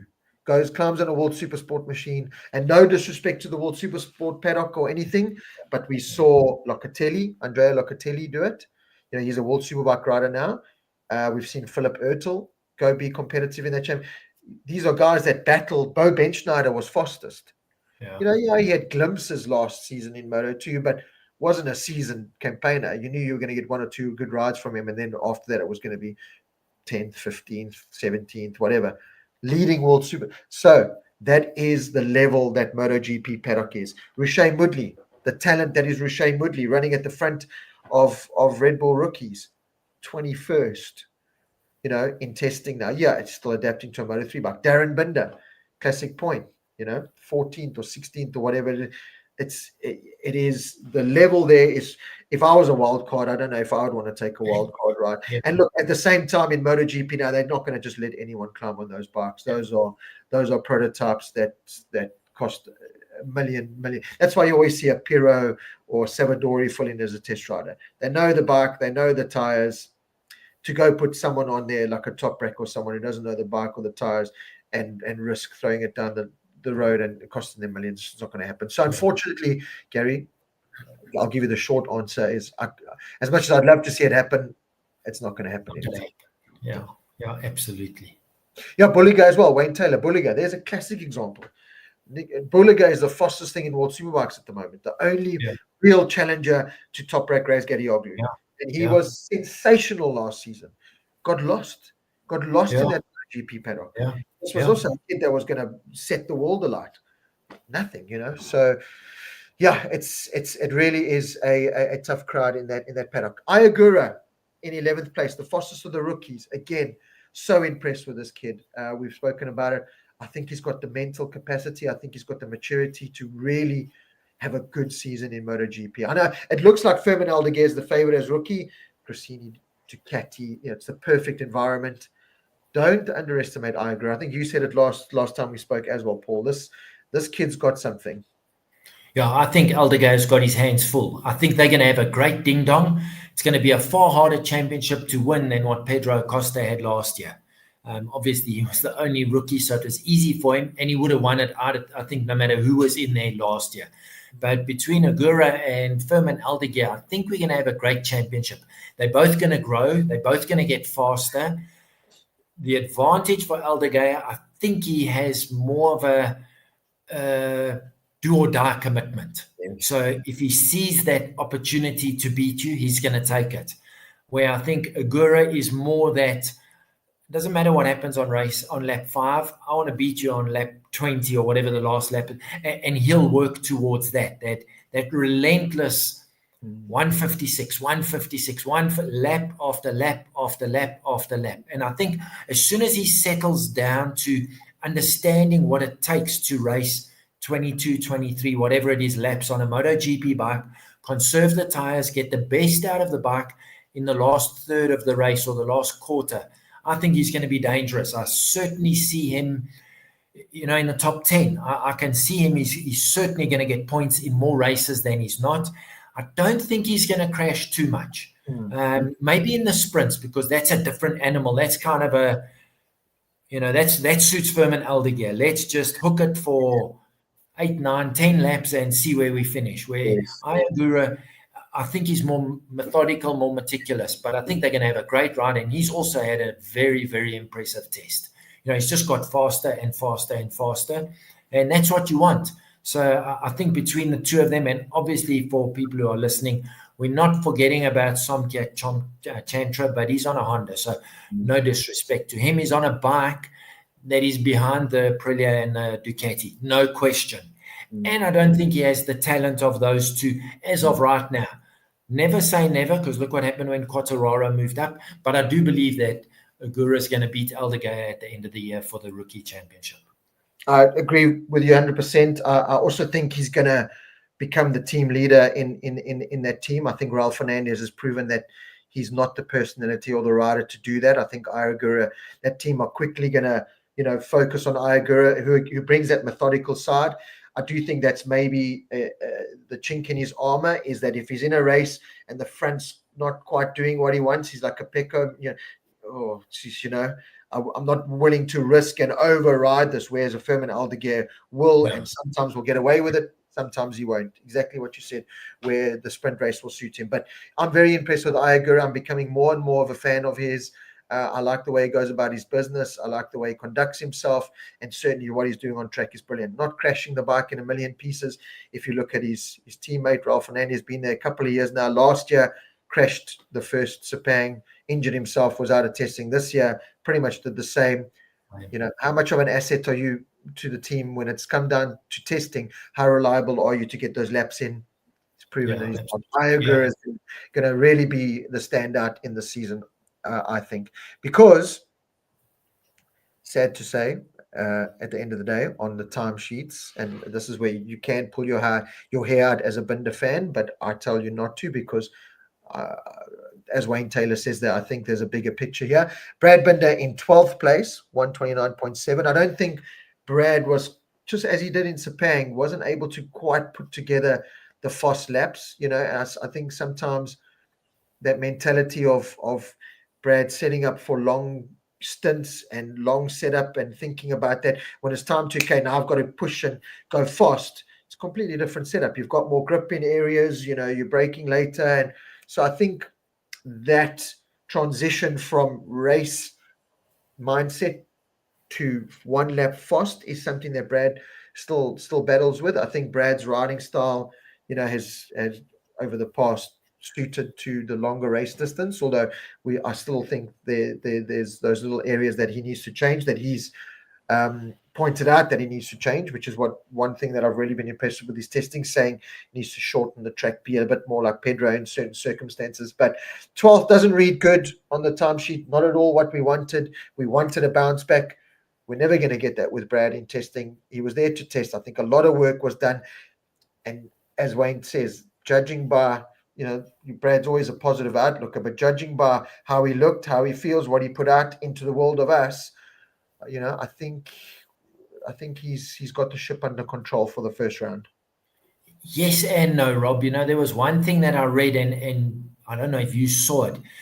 Brad didn't do any media debriefs after the second day. Yeah, for the tires. He wasn't very happy. So that does concern me a little bit. But certainly, Brad, I don't know how to say this without being unkind. He has to learn how to do that one lap pace, because more often than not, he's not into Q2. Then in Q1, he dominates unless he crashes. And why does he crash? Because he's under pressure to get into Q2. So it's such a difficult scenario. Whatever it takes to do that one lap pace, he needs to, and as much as he spends time setting the bike up for the race, that's where the big points are. Doesn't matter if you're starting in 13, 14, 15. He needs to learn how to do that one lap pace so that he gets into Q2, because we've seen it. Whenever he's on the front two rows of the grid, he has great starts, he's competitive, he's in there and he's running with the top guys. But not when he's coming from 14th to 6th, that's so I'm perplexed at the moment, if that's the right word. I want to see his one lap pace, which we've said it's not important, but it is important, because we would have wanted him to put in that one lap where and we don't know, maybe he was on a flyer and someone got in the way, Morbidelli was on the racing line, or, we don't know. But yeah, a little bit concerning. Race pace, I think Brad knows exactly what he's got to do, but it doesn't help coming from lower down the grid than closer to the front, a la Pedro Acosta, who we know is very good at putting those those qualifying laps together to make sure he goes into Q2. And I'm highlighting Q2 because it's become so important. First to 10th on the grid now. After the end of Q2, it's going to be 0.3 of a second. Your margin is like this, Rob. So it's critical, eh? It's absolutely critical. Well, thanks for that, Paul. I was trying to put a positive spin on it. No, but listen, you're 100% correct. I sit as a Brad Binder fan and I pull it apart and it doesn't make for good reading, and I am frustrated in a lot of ways. As Wayne Taylor says, Friday is everything for Brad this year. I do always carry that belief that Brad's got it under control. But as Shane Sparks says, I'm going to throw the cat amongst the pigeons here. KTM, where are they? Another year goes by. Where does that leave our Brad and his future? It is a massive year for Brad and for KTM. I just don't want. It just feels like it's becoming like Brad's the best option for KTM and KTM's the best option for Brad. If you know what I mean, purely on. And I don't want it to be like that. I want to be talking about Brad in the ability that we all know that he has, winning races, competing for championships. He deserves it at this time now. It just feels like, I don't know. In fairness, he has been around a second off the top across all the tests. Wayne, stop. No, but it is. Listen, Paul, you're sitting here going, don't worry, it's Brad. He's got it under control. Put it on the piece of paper at the end of the test, oh God, it's such a tough one because I want to see more. I want to believe, and I do believe that there's more there. But Wayne summed it up perfectly. You summed it up perfectly. It's Friday. Unfortunately, Rob, that's the way it's become. So you've got Friday morning. I think it's a 45-minute session, which is basically what you've got to set your bike up for Friday afternoon. Yeah, I think it's also, is it an hour or 45-minute session? But the last 20 minutes of that session is do or die, because only 10 of you go through to Q2, and then only 2 from Q1. So it just puts so much pressure on the guys that they've got to do that one lap. And we saw it how many times last year. Brad on a flying lap, someone crashes, that's your lap done. So that's why that last 20 minutes, guys are putting in laps as early as they can, but then 4 guys go faster than you. So suddenly you've dropped from 4th to 8th. Now you've got to go stick in another lap, because what if 2 other guys go quicker? So it becomes such a high pressure thing, but it's now become it's become such an integral part of the MotoGP world, because the launch control systems have made the launches so good that it's very seldom, and it does happen, we know that, but it's very seldom a guy from the 3rd row has a good enough start to get into the top 3, because the bikes are so good off the line. So it's all this technology, aero, electronics has brought some of the most important parts of the bike. Go back 6 years ago, it was your left hand and your right, these 2 fingers and this hand that controlled your launch. If you stuffed it up, boy, you stuffed it up. Now it's almost foolproof. And I say that with, we've seen one or two issues, but, so that's why, and I think it was Wayne who said Friday is now so critical. And unfortunately it is. It's not something that you can downplay, So for Brad, it's as much as he's fast for 23 laps, he has to be fast for 1 lap. So I don't know. It's such a critical part of racing now. I'm not saying it's right. It makes it exciting for us to watch, but it just puts it's a different spin altogether on MotoGP racing. You've got to be able to go fast for 20 laps and flat out for 1 lap. It's a high risk situation. Listen, all we can do is carry on believing and supporting and trusting, which is exactly what I do. But you do kind of pick it apart, and exactly like you said. Jacques Clausen says, we understand how you feel, Rob. We definitely do. Rudolf Potgieter says, I disagree. Last year, Brad went backwards mid-race when the tires wear. In some ways, I agree with that. In some ways, I don't, because in some ways, it was just how good Ducati and others were at maintaining that fast pace. So it wasn't so much that Brad and the KTM and more other riders, for that instance, went slower. It was just that they couldn't maintain that fast pace, which was where Martin and the Pecco battle realistically actually took it. There were races where Mark just put his hands up and went, I couldn't go with this. I just couldn't go with those guys. And that's where they took it. So it wasn't a case of the Brad and KTM getting worse. It was just a case of them not being able to maintain or go with that pace. But at the same time, Rudolph, I do agree with you. There were races where, Brad did qualify well, did get a good start. I'm trying to think, was it Japan, Motegi, or one of the races where he launched well and he was second, and something we saw that Brad never does, he got passed by 4 riders in half a lap, and we're like, Brad doesn't get passed easily. That was something we saw more last year. So there's a lot of work to do for Brad and KTM this year.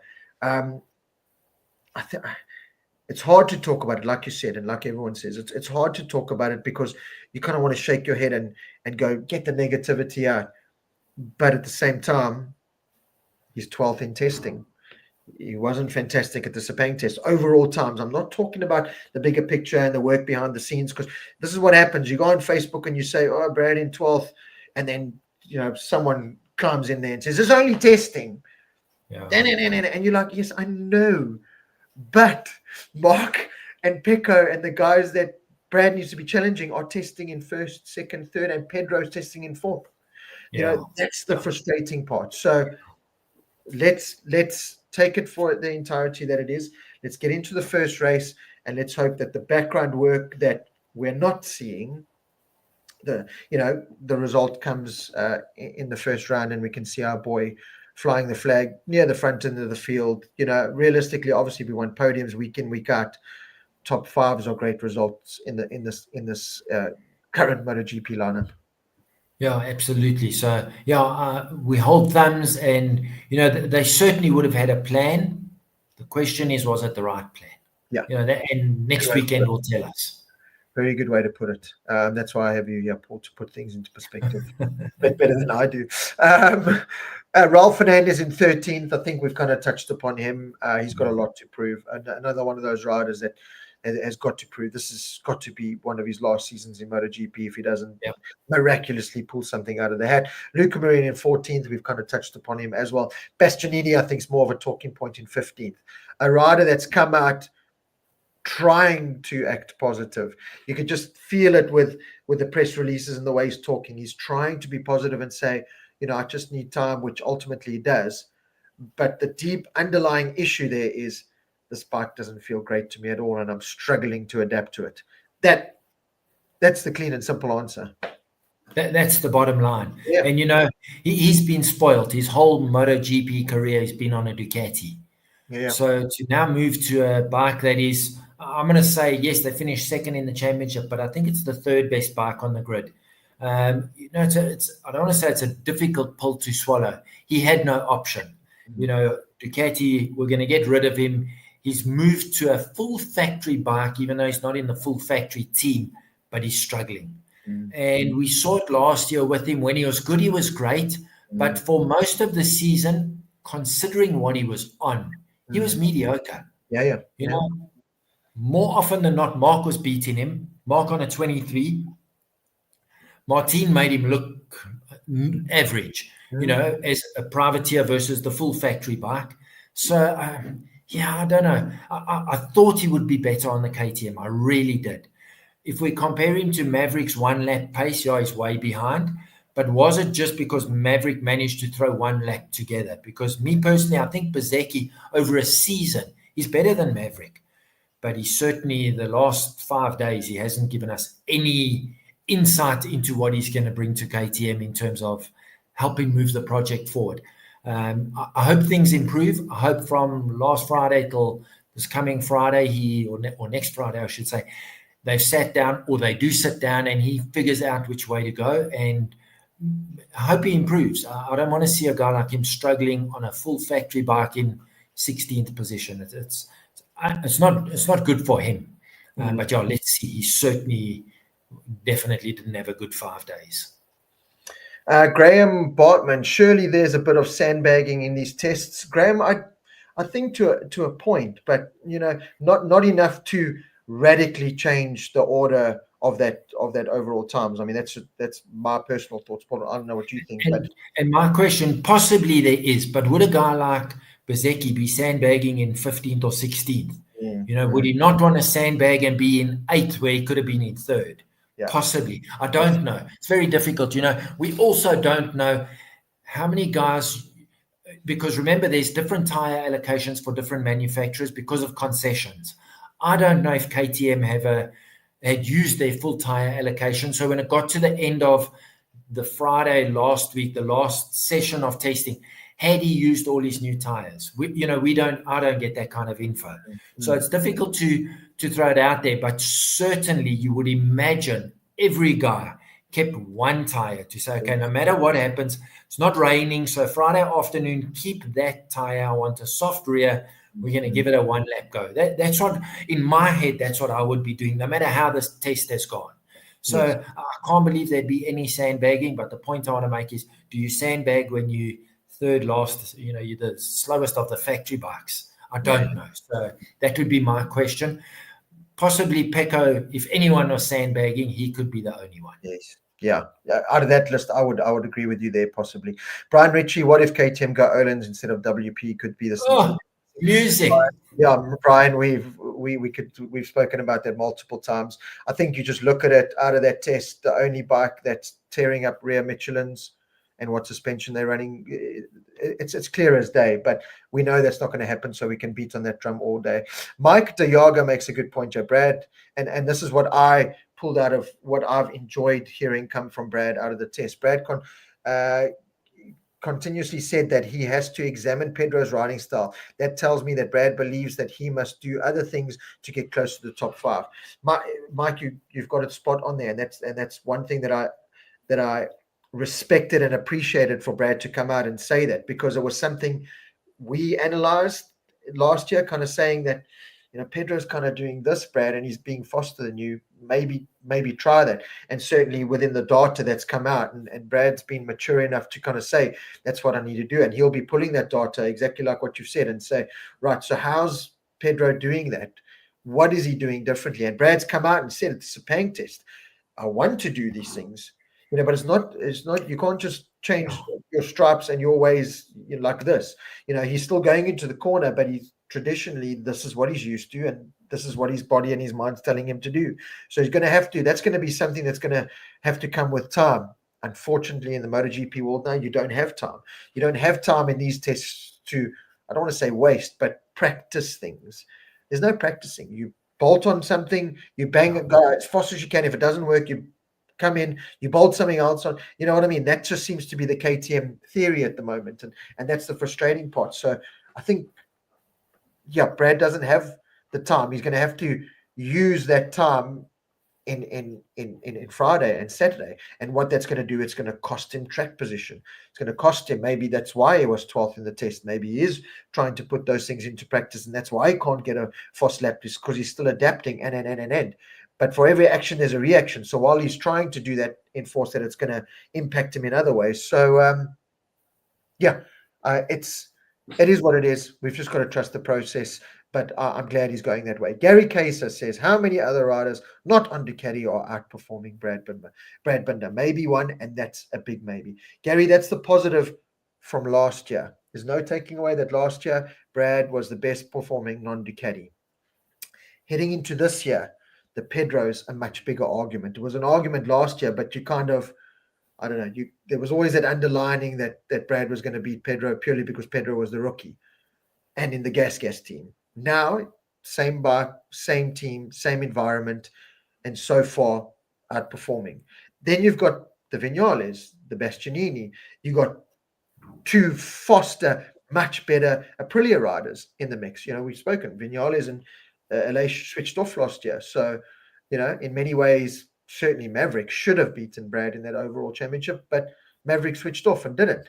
So if you look potentially on paper now, just on paper, before you even go into the season, of where they are realistically, and this is not, I don't want Trevor or Courtney or anyone or Brad to shout at me, or realistically on paper now, it would be Pecco, Mark, Martin, Bezzecchi, Pedro, then maybe Brad. I all day long believe that Brad's, even on a ailing KTM, is faster than an Alex Marquez and a Franco. But the reality is they could easily at the end of the season beat him purely because they're on balanced, consistent Ducatis. You know, Vinales and Bastianini could get their shit together and outperform. But it is just such a competitive environment now. You've got to perform every single lap of every single test of every single practice session of every single race. There's no time to just sit back and we know Brad's talent. It's not good enough anymore. It's about what's printed in black and white on that paper come the end of race day and race weekends, and that's what we're going to look at. Yeah, but exactly the point you're making. But in Brad's favor, he can do it week in and week out, every single week. No matter how the bike is performing, you get 110% out of Brad every single session, practice, qualifying, race. That's why he finished as the best non-Ducati, where the Mavericks, who maybe were on a slightly better bike, gave up. The Alesias, the Bezeckis, the Bastianinis. Okay, Bastianini beat him as on the Ducati. The point is that Brad, I think, even when we know that his bike is 2 steps behind, he gives you that 1 step. So now he's only 1 step behind. And that's where exactly what you say. Bastianini is going to have his A game every single week to beat Brad. He might be on a better bike. He might beat him 3 weekends in a row, but the 2 weekends he has, off weekends, Brad will drill him. So that's where this mental game, this stamina of sticking to what you have to do. He's better than everyone except the 3 who finished ahead of him last year. I think this year Pedro is going to match him, so his hands are going to be full there. But I wouldn't even consider Maverick to be in the same league as Brad for 20 or 22 race weekends. Not even close. So that's Brad's advantage. Now imagine if they give him a bike that is capable of running at the front for 20 laps week after week. Brad will challenge, there's no doubt. So when people say, but he hasn't won a race for so long, look at what he does on inferior equipment, because there's no doubt the KTM is not a Ducati. Absolutely. But this year, there's more competitive riders on competitive machinery. So it's going to be a difficult year for him. But Brad, it's never scared him. No, listen, that's one thing you're always going to get the bull in the fight with Brad.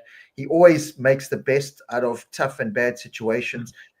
But as a fan and as a pundit and as everything, you get tired of saying that. It's like when are the good times going to come? That's just the little frustrating part. Brad's always going to dig deep. He's always going to give you 110 million%. He's always going to make the best out of a bad situation. But the problem is the spotlight gets bigger and bigger every single season in MotoGP. The stats get more analyzed more and more. And if Brad goes a 4th season or 3rd season without winning, you know what I mean? We're talking about the Alex Marquez to prove themselves. And we can always say, but Brad finished 5th in the World Championship. And that's fantastic. That's brilliant. Yeah. But it's not winning races, and it's not, and with the Martins getting on Aprilias and Bezzecchi's getting on Aprilias, and as you said, it just becomes a more competitive environment. And I think the biggest thing here was the KTM shadow before all of this even started, and the fact that Pedro's Paul, everyone, at the end of the day, you just look at that timesheet. This is the frustrating part. No matter what. Yeah. Pedro Acosta in 4th, Brad Binder in 12th behind Iagura, Jack Miller, Maverick Vinales. Fabio Quartararo and Joan Mir. Yeah. Without diving into it and anything else, that is the frustrating part. Yeah. And it has to change. Yeah, absolutely. The good thing about it is that sheet of paper has no points column. Exactly. So that's the good thing. But the point you make, Rob, is so valid that it is a worry. There's not much more we can add to it. We don't want to be negative. We don't want to blow smoke up Brad's butt, because we know what he can do, but has he got the tools to do it? Yeah.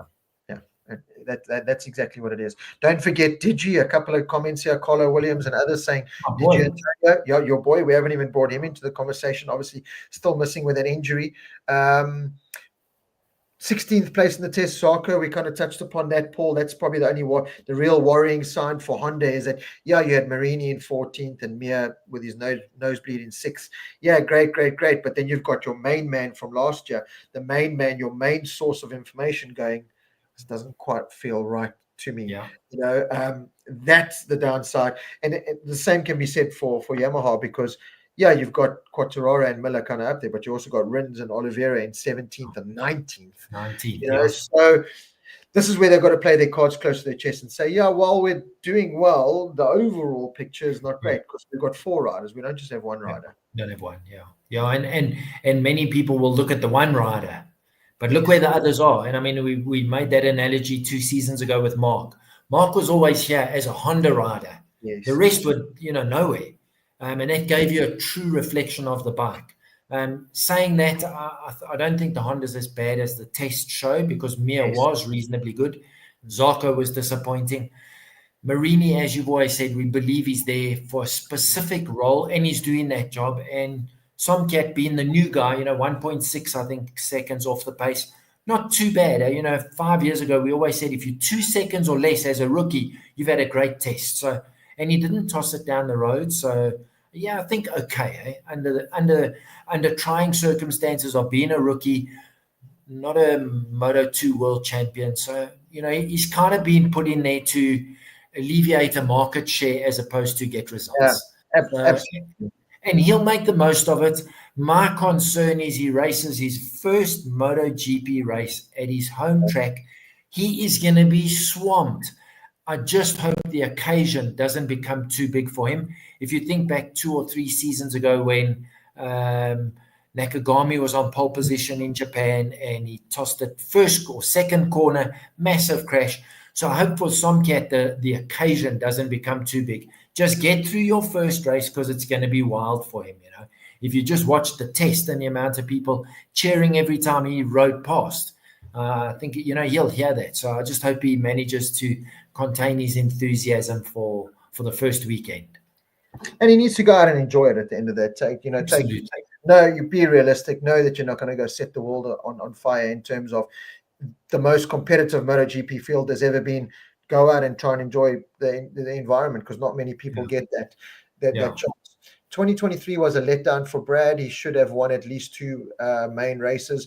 Was his best chance. Rudolf Potkita, give Brad the right tools and he will make it work.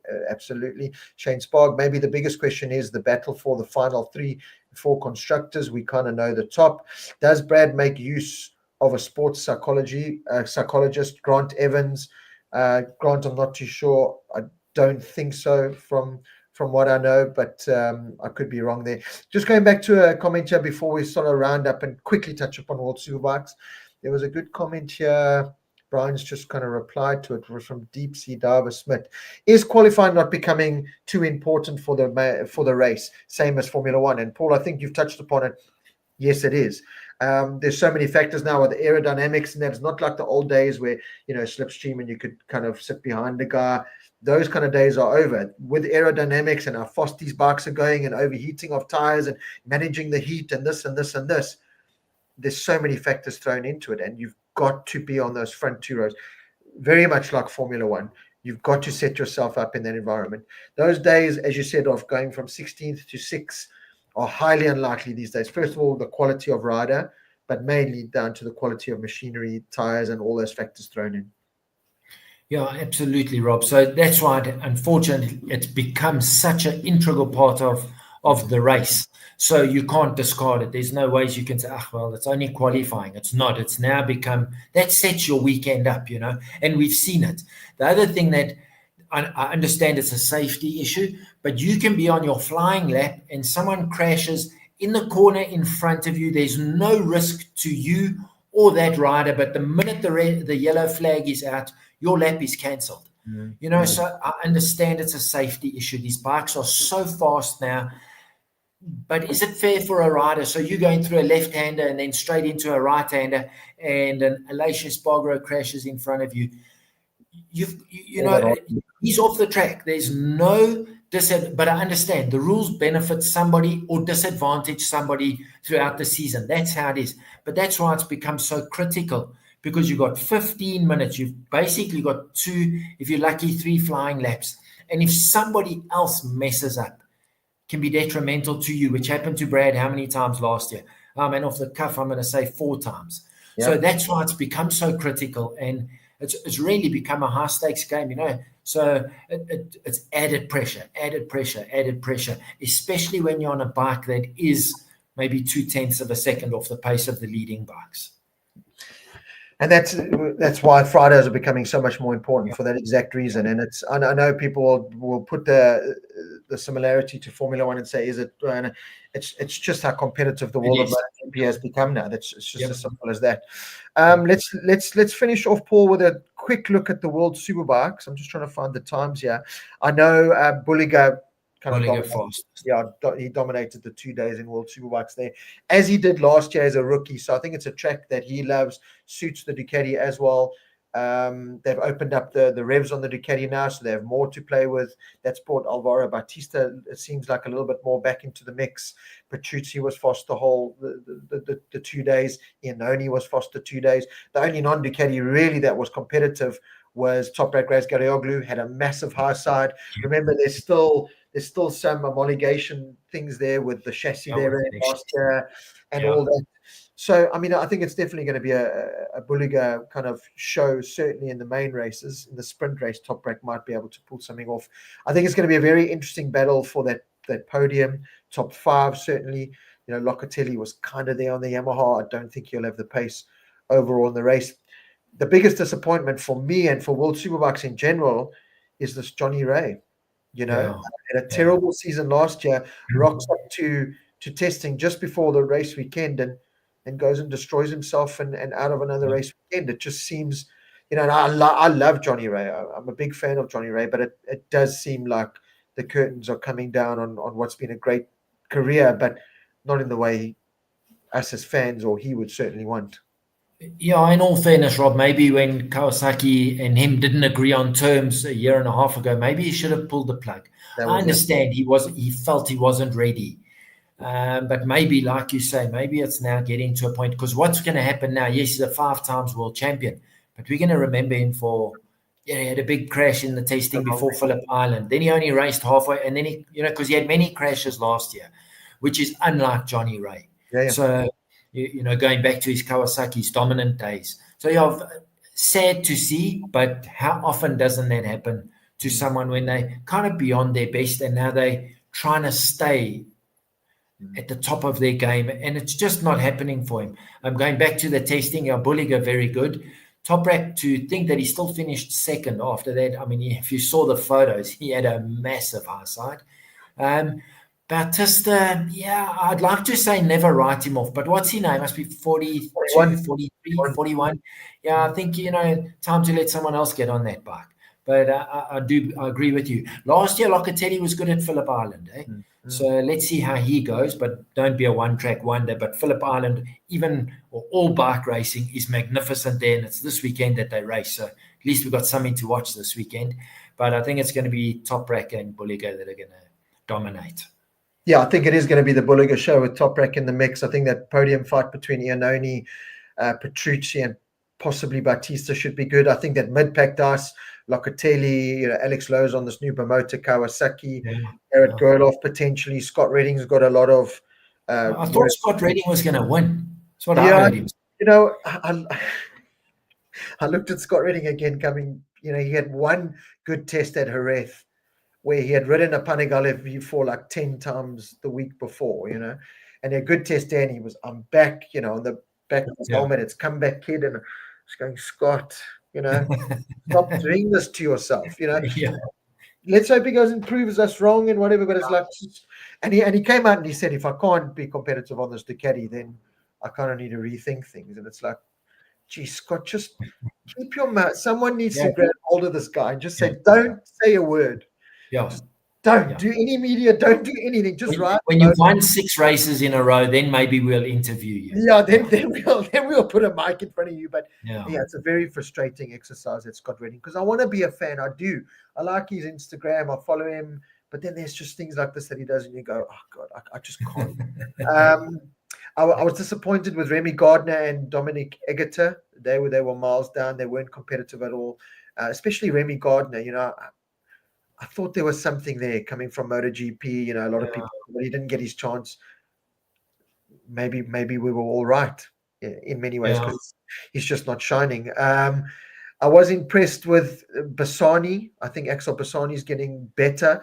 I just don't know how competitive that Kawasaki and those promoters. I don't care what color you paint them or what bearings you put on them. They're just not where Ducati and certainly BMW are. But talking about BMW, Michael van der Mark again was a massive disappointment. Top Brake's up there flying the flag, and that just shows you how good Top Brake is. The BMW is good. Yeah, the BMW is good, but it's very much a case of, okay, well, the Honda was good, but only in the hands of Marc Marquez. Kind of similar story in World Superbikes. Yeah, absolutely. So, it'll be interesting to see. A couple of guys have been disappointing going on the Gardner story. Me personally, I think he was very lucky to have won that Moto2 World Championship. Ralph Fernandez messed that up properly. So, but he won it. So there's no doubt his name's in the history book. So he just moved on to World Superbikes because nobody wanted him, which is a sign, whether it's attitude or ability. I don't know. I have no idea. But he's been, in World Superbikes, he's been mediocre. He just hasn't delivered any promise. And Axel Bassani, he was good on the Ducati. I thought this guy's talented. It just shows when you're not on the right machinery as good as he is, the Kawasaki's or Bimoto now, he's just not where it was when Johnny Ray was riding it. And I think Johnny also made it better than what it was because he was the only one getting the results. Lowe's was nowhere. But interesting to see. I think it's going to be a good weekend. If nothing else, we've got bike racing to watch again. So here we go. Well, you can watch it. I'll be working at a trade show the whole weekend. So I'll be surrounded by motorcycles, which is lovely. And, I've done nice videos and I put it on the Motor Rider World YouTube channel and Facebook page of all these beautiful bikes I see. But I would like to just sit down with some junk food and watch motorbike racing, to be honest. But no, it's the French show I was at last weekend was 9 a.m. start, 11 o'clock finish, Thursday, Friday, Saturday night. Jeez. And now the same with this show. It's 10 a.m. start, so that's nicer, but 10 p.m. finish, all 4 days. Yes, so you're working for your money. Yeah, I'm working, and I've been away from home since last week, Tuesday. So I'm tired of hotels and I'm tired of motorcycle trade shows, to be honest. But at the same time, lucky, and it's what pays the bills. What pays the bills, and it's traveling beautiful countries and seeing beautiful motorbikes. So it's not all bad at the end of the day. Not too bad. What's this? Why? Tell us why you say that. Mike DeYaga, I'm not sure tell us why you say that. I'm not too sure, Mike, what you're saying there. But Paul, thank you very much. Everyone in the comments, it's been another great show. As Anton Smith says here as well, it'll be very interesting to see how Simon Crafar and his team will handle the race direction side this year. That's another factor we've got to throw in. Someone else, I think it was Deep Sea Diver Smith mentioned earlier, why can't we get slightly better commentators in MotoGP? We spoke about it last week. Not a huge fan of the two youngsters. To be honest, they just lack a little bit of personality and experience. I don't know what it is. The Simon Crafar was kind of the glue that kept it all together, and the glue's now gone. So let's see. Either way, we're going to enjoy good motorcycle racing, and not, as you said, World Superbikes this weekend, but the countdown's begun, Paul, before that first race weekend, and then all this talk that we've done about this expert and this, we've done this and this. Brad Binder's going to go out, win the sprint, win the Sunday race. The Ducatis are going to finish nowhere. Marc Marquez is going to be scratching his head in 10th. Pecco Bagnaia is going to be in 12th. And a new era of MotoGP. And Brad's going to do it by coming through Q1. Yeah. And actually going to finish in second. Absolutely. So anyway, there we go. I hope you've enjoyed the show. Paul, thank you so much. A couple of weeks' time, we'll be talking MotoGP first round from Thailand. Can't wait. Yes, it's going to be unbelievable. Cannot look forward to it. And thanks to everyone who tuned in. And we'll chat in 2 weeks' time. Cool. Thanks, everyone. Have a great evening and a great couple of weeks until we chat again. And Paul, cheers, my bud. Lekker. Thanks, Rob. Appreciate it. Ciao.